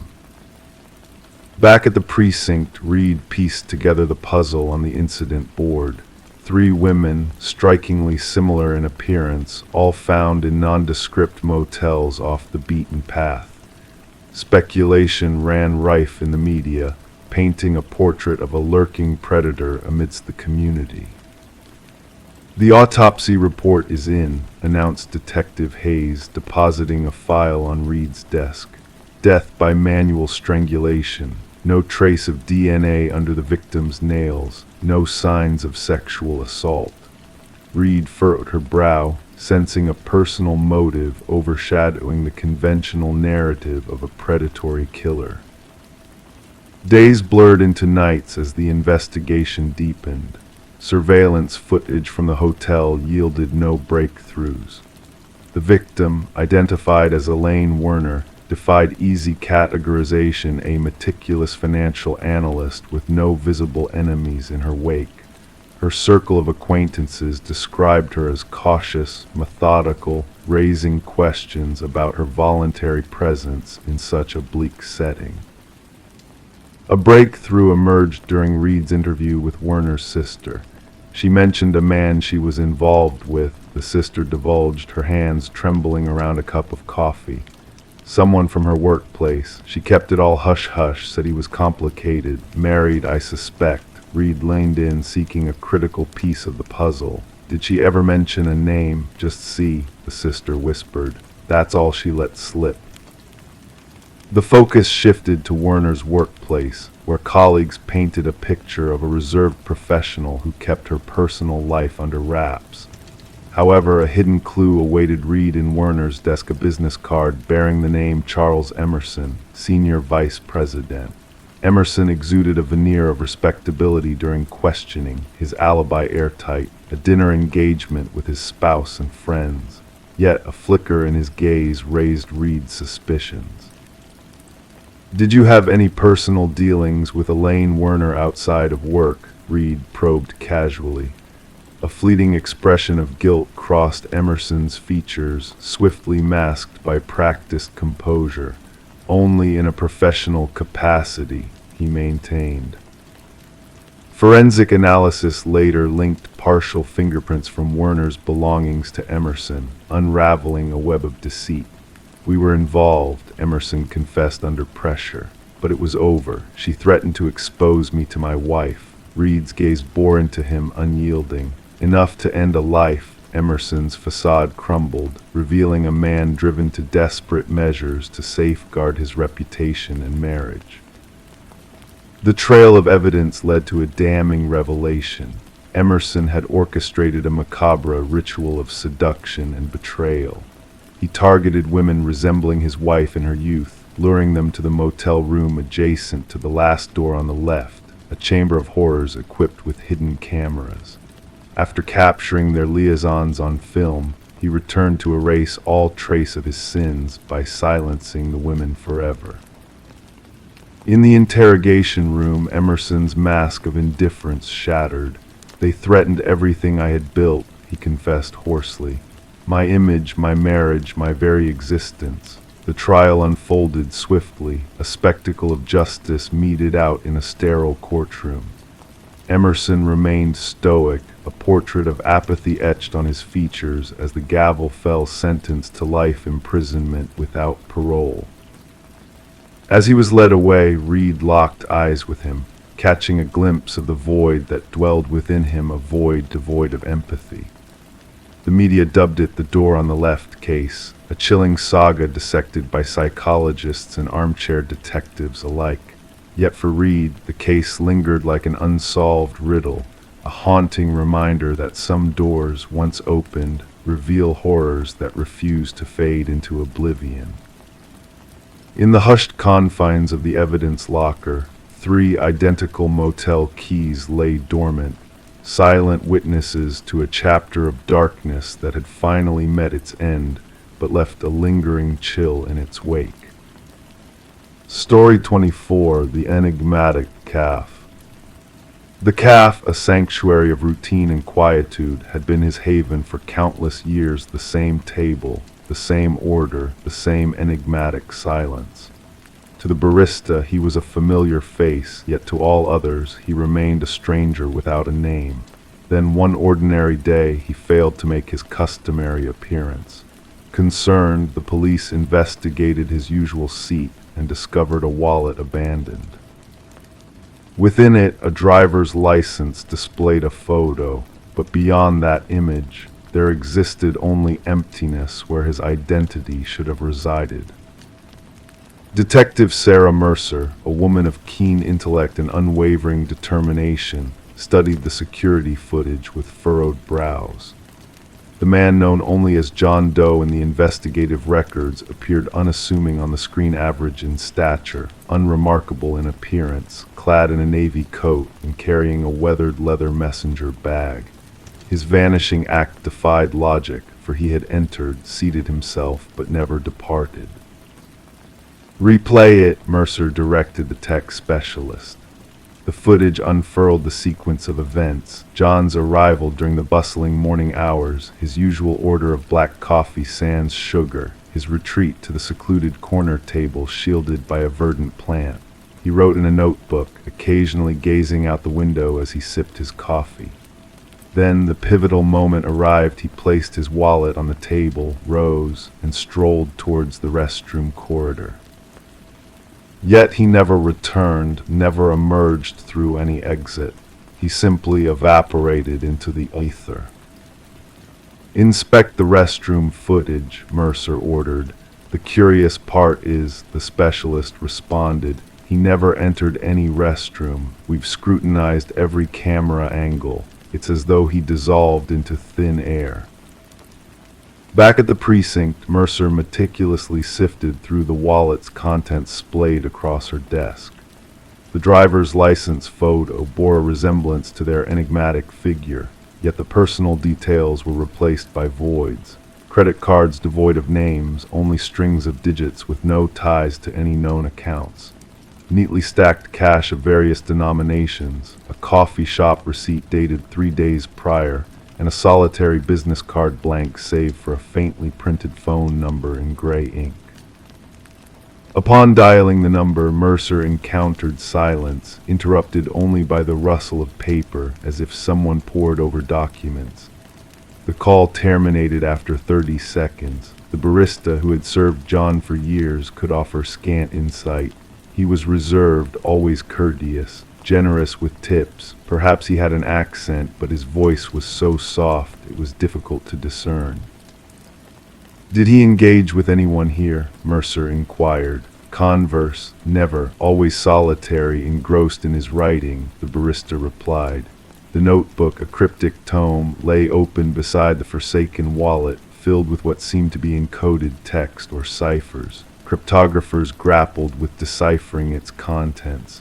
Among the pages were architectural sketches of buildings unrecognized in the locale. Mercer dispatched officers to circulate John Doe's images in the neighborhood, yet no recognition surfaced.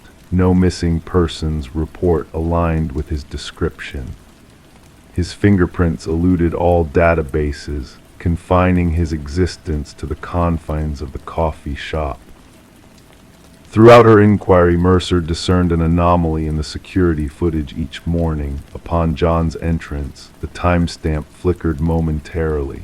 Dismissed as a technical hiccup by the specialist, Mercer harbored doubts. Returning to the cafe, she seated herself at his table, surveying both the entrance and the restroom corridor. Suspended between them hung an antique mirror, adorned with esoteric symbols akin to those in John's notebook. Upon the owner's arrival, Mercer probed about the mirror. That relic predates me, a fixture of the establishment, weighty as sin requires two to shift it. Has it ever been relocated, for cleaning or refurbishment? Never in my tenure, why inquire? Mercer approached the mirror, scrutinizing her reflection. The glass distorted, lending the reflection an uncanny depth. Expecting cool glass, she encountered warmth upon touching its surface. The forensics team unearthed a concealed compartment behind the mirror, housing a trove of identical wallets bearing driver's licenses with identical photos, but bereft of personal particulars. Adjacent lay a leather-bound journal replete with entries inscribed over decades, mirroring the script in the notebook left behind. The final entry read, "The experiment must cease. They draw near. The portal is closing." Investigators uncovered John Doe's fingerprints throughout the hidden enclave. Carbon dating of the oldest wallet suggested it dated back 50 years, yet the visage in the photo remained eternally unaltered. The journal chronicled experiments in temporal displacement and identity transference, allusions to crossing over and portals interspersed throughout. One passage seized Mercer's attention. The cafe serves as a nexus and intersection of realities. The mirror stands as the gateway. When alignment transpires, traversal becomes plausible. As the scrutiny intensified, peculiar events unfurled around the cafe. Patrons reported autonomous movements in their reflected images on the window glass. Some claimed sightings of John Doe at his customary spot, though surveillance cameras bore no evidence of his presence. The breakthrough surfaced when an elderly woman contacted the precinct regarding the investigation. Introducing herself as Margaret Keller, a former physicist engaged in clandestine government projects, she identified John Doe as Daniel Weston. Daniel Weston, she elucidated, a brilliant theoretical physicist who vanished during an experiment involving quantum mirror surfaces postulated to permit matter to shift between parallel realities. Keller proffered documents indicating Weston's presumed demise following a laboratory mishap, aligning with the earliest journal entry discovered behind the mirror. He posited that our realm coexists with myriad others, Keller expounded. Certain locales serve as breaches between these dimensions where transference is plausible. Armed with this revelation, Mercer revisited the cafe, unveiling that the edifice stood upon the site of the research facility where Weston had worked. The cafe had materialized atop the laboratory where he had vanished. The denouement of the saga arrived as Mercer, poring over the security footage in solitude one twilight, discerned a revelation overlooked in prior viewings. Reflected in the mirror, she beheld John Doe Daniel Weston observing his seated self. Two iterations of the same man coexisting in the same instant. Rushing to the cafe, Mercer discovered the mirror shattered on the floor. Amidst the fragments lay a final missive scribed in the familiar hand. The experiment concludes. The portal shuts. Do not pursue. The enigma of the apparition who eluded existence endured as an enigma, officially unresolved. The calf shuddered post-investigation, succumbing to demolition eventually. Daniel Weston's remains eluded discovery. His journals and notebooks vanished from the evidence vault under mysterious circumstances. Detective Mercer relinquished her badge in the aftermath. Locals occasionally glimpsed her on her veranda, fervently writing in a journal akin to Weston's. A segment of an antique mirror adorned her wall, its surface occasionally rippling unnoticed by human gaze. Story 25, The Unseen Observer. The listing from the realtor made no mention of a basement. The blueprints, carefully examined by the family, revealed no trace of it. Yet when they peeled back the worn carpet in their new home, a hidden door emerged, obscured from view. A handle heavy with rust awaited them. It took the combined effort of three to pry it open, revealing a staircase leading down into the unknown depths below. Stale air, thick with the scent of damp earth, greeted them as they descended. What they anticipated to be a storage space turned out to be something far more unsettling. A solitary chair occupied the center of the basement, illuminated by a single swaying light bulb above. Behind it, a row of photographs lined the wall, photographs of them. Images captured from within the confines of their own home, a chilling revelation that sent shivers down their spines. The Mercer family had moved into the suburban abode seeking character and history, unaware of the dark secrets that lay hidden within its walls, secrets that would soon entwine with their own lives in unexpected and disturbing ways. Detective Sarah Connors and her partner arrived at the scene, the crime unit already at work securing the area with fluttering yellow tape. Mrs. Mercer's frantic call had led them here, to a place where privacy had been violated in the most insidious manner. As they meticulously documented the basement, each flash of the camera illuminated the eerie space. The chair, the photographs, the oppressive atmosphere had all pointed to a presence that had invaded the sanctity of their home. The investigation unveiled a history of the property shrouded in mystery and darkness. Previous owners, each staying for a brief period before departing, had not spoken of the hidden basement. As Connors delved deeper, inconsistencies in records and alterations in blueprints hinted at a sinister past lurking beneath the surface. The contractor who had renovated the house years ago denied the existence of the basement, his fear palpable as he insisted on its non-existence. Digital forensics unearthed a trove of images and audio recordings, capturing intimate moments of the families who had resided in the house. The perpetrator's meticulous observation extended beyond mere photography, delving into the very fabric of their lives. A journal filled with chilling observations and cryptic messages pointed to a man named Edward Kelvin, the original builder of the house who had vanished without a trace. As the investigation progressed, a disturbing truth emerged: Edward Kelvin had never truly left the house. He had retreated into its hidden recesses, constructing a web of surveillance that spanned generations of unsuspecting residents. A manhunt ensued, culminating in the discovery of Kelvin, a spectral figure haunting the shadows of his own creation. Kelvin's delusions painted the families as mere players in his twisted narrative, unwitting participants in his voyeuristic obsession. The trial that followed laid bare the extent of his surveillance network, a meticulously orchestrated scheme that had transformed the house into a prison of his making. As the property was razed to the ground, the families who had dwelled within its walls were left with a lingering sense of unease, a ghostly presence that lingered long after the physical structure had crumbled.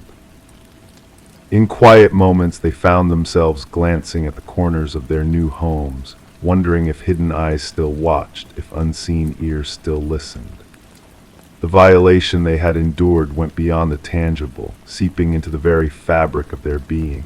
For Edward Kelvin, the house remained eternal, a monument to his delusions, a testament to the unsettling truth that some secrets are never truly buried, but instead linger in the shadows, waiting to be uncovered. Story 26. She longed to refresh the nursery before her little one's arrival. The walls, once a weary blue, held within them tales of bygone days. With each stroke of white paint, a hidden secret emerged from beneath the faint outline of letters, gradually sharpening into legibility. A message lay concealed beneath the surface, cryptic and foreboding. Don't let it hear you. Her breath hitched in her throat as she recoiled, noticing something peculiar: tiny handprints imprinted in the fresh coat of paint, too high for a child's reach. This eerie revelation within the nursery of the Morgan household marked the genesis of what would be later dubbed as the Whispering House case. The young couple had acquired the Victorian-style abode just months earlier, enticed by its seemingly unbelievable price tag. The real estate agent had glossed over the property's shadowy past, mentioning only minor cosmetic concerns. Detective Sarah Klein arrived at the residence, her notebook at the ready. A woman, her pregnant form swathed in paint-stained overalls, answered the door. Weariness etched deep lines around her eyes, evidence of sleepless nights. With trembling hands, she recounted the unsettling discovery of the hidden message and ghostly handprints. The previous owners vanished abruptly, the woman divulged. Neighbors claimed they fled in the dead of night, leaving behind their possessions and fleeing with only the essentials in their car. Detective Klein traversed the aged abode, her steps echoing on the creaking floorboards. In the nursery, she inspected the partially painted wall, the chilling message still visible where the painting had been abandoned in haste. Beside it, 5 small handprints marred the wet paint, positioned at a height unattainable for a child. Back at the precinct, the detective delved into the property's records. The house had changed hands numerous times in 3 decades, an unusually high turnover rate. Alarming were the child welfare reports linked to 3 of the previous families, detailing children's claims of whispers from the walls and the sensation of being watched while they slumbered. As Detective Klein delved deeper, she unearthed construction blueprints and historical documents, unveiling a macabre past. The house had once belonged to Eleanor Blackwood, a wealthy widow who ran a small orphanage on the premises during the early industrial era. Newspaper clippings alluded to the mysterious disappearance of 5 children under her care, presumed to have absconded. Upon Eleanor's demise, renovations unearthed a sealed chamber concealed behind the nursery wall, containing children's belongings but no remains. Interviewing former inhabitants, Detective Klein pieced together a disconcerting narrative. Each family with children reported inexplicable phenomena: toys rearranged overnight, childish laughter reverberating in empty corridors, and crayon drawings appearing out of nowhere. Most dismissed these occurrences as figments of imagination until the ominous message surfaced during nursery repaintings. A forensic linguist confirmed the chilling truth: the handwriting matched samples from Eleanor Blackwood's diaries. More unsettling were the handprints uniform in size and placement over the years, despite different children residing in the home. The investigation took a sinister twist when the detective persuaded the current owners to permit ground-penetrating radar in the basement. Beneath the concrete floor, anomalies indicated 5 distinct shapes of childlike proportions.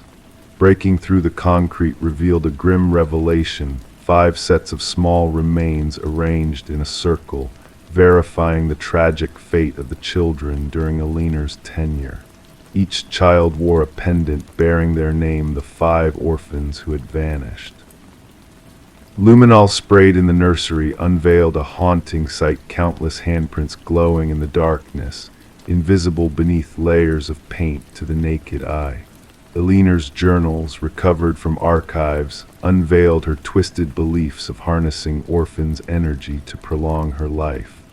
The children had etched warnings on the walls, hoping future occupants would unearth their plight. The case concluded with the proper interment of the victims, finally acknowledging them as murder victims rather than runaways. The house, forsaken by the expectant couple, remained desolate. Detective Klein submitted her final report, documenting the luminol-lit handprints and the hidden message. Justice had been served, yet an enigmatic presence lingered, an inexplicable force that transcended paint and time.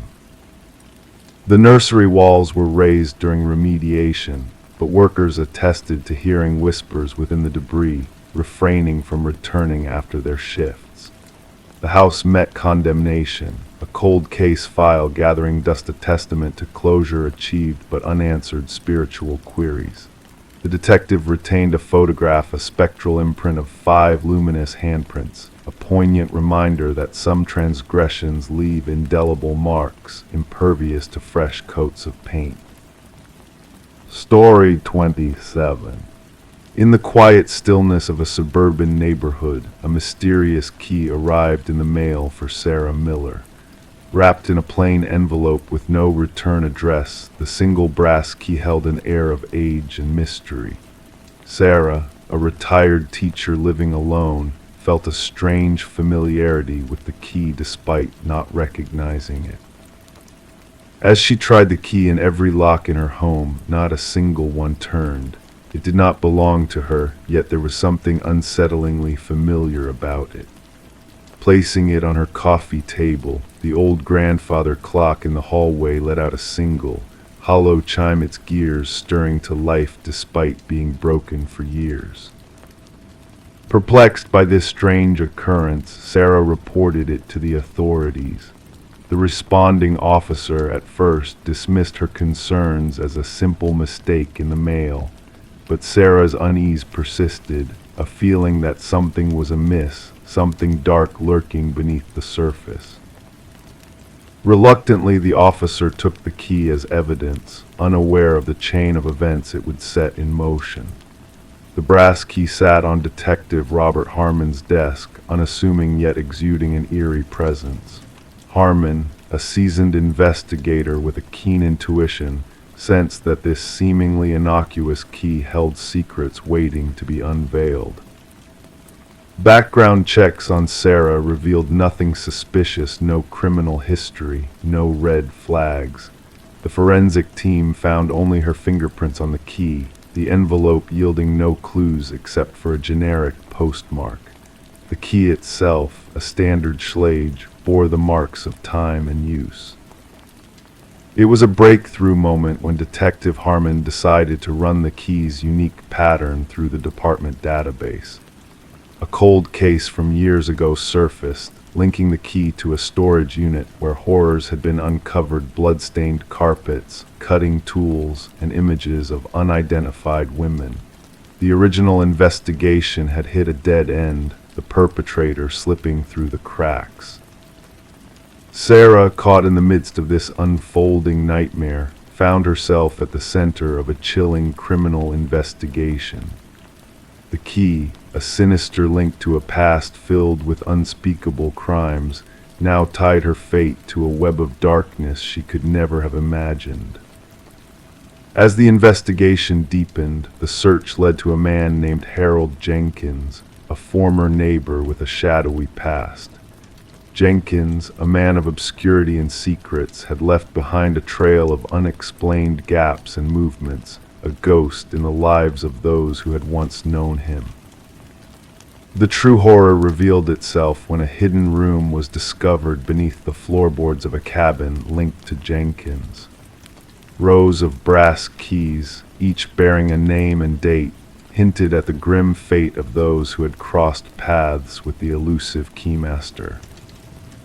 The hunt for Jenkins escalated, spanning nationwide as the community reeled in fear at the realization of a predator lurking in their midst. The manhunt culminated in a tense standoff, ending with Jenkins taking his own life, leaving behind a journal detailing his heinous acts. The journal's final entry addressed Sarah directly, a chilling testament to the twisted obsession that had led to her doorstep. The darkness that had brushed against her life left scars that could never fully heal, a reminder of the fragility of safety in a world where monsters walked among ordinary people. The brass keys, silent witnesses to unspeakable horrors, now sat in an evidence locker, a haunting reminder of lives lost, and a community forever changed by the darkness that had briefly pierced their tranquil existence. In the aftermath, as the community grappled with the revelation of evil in their midst, Sarah found solace in the knowledge that justice had been served. Yet the shadows of that fateful key lingered, a reminder that beneath the surface of the ordinary, a world of darkness and secrets could lie waiting to be unveiled.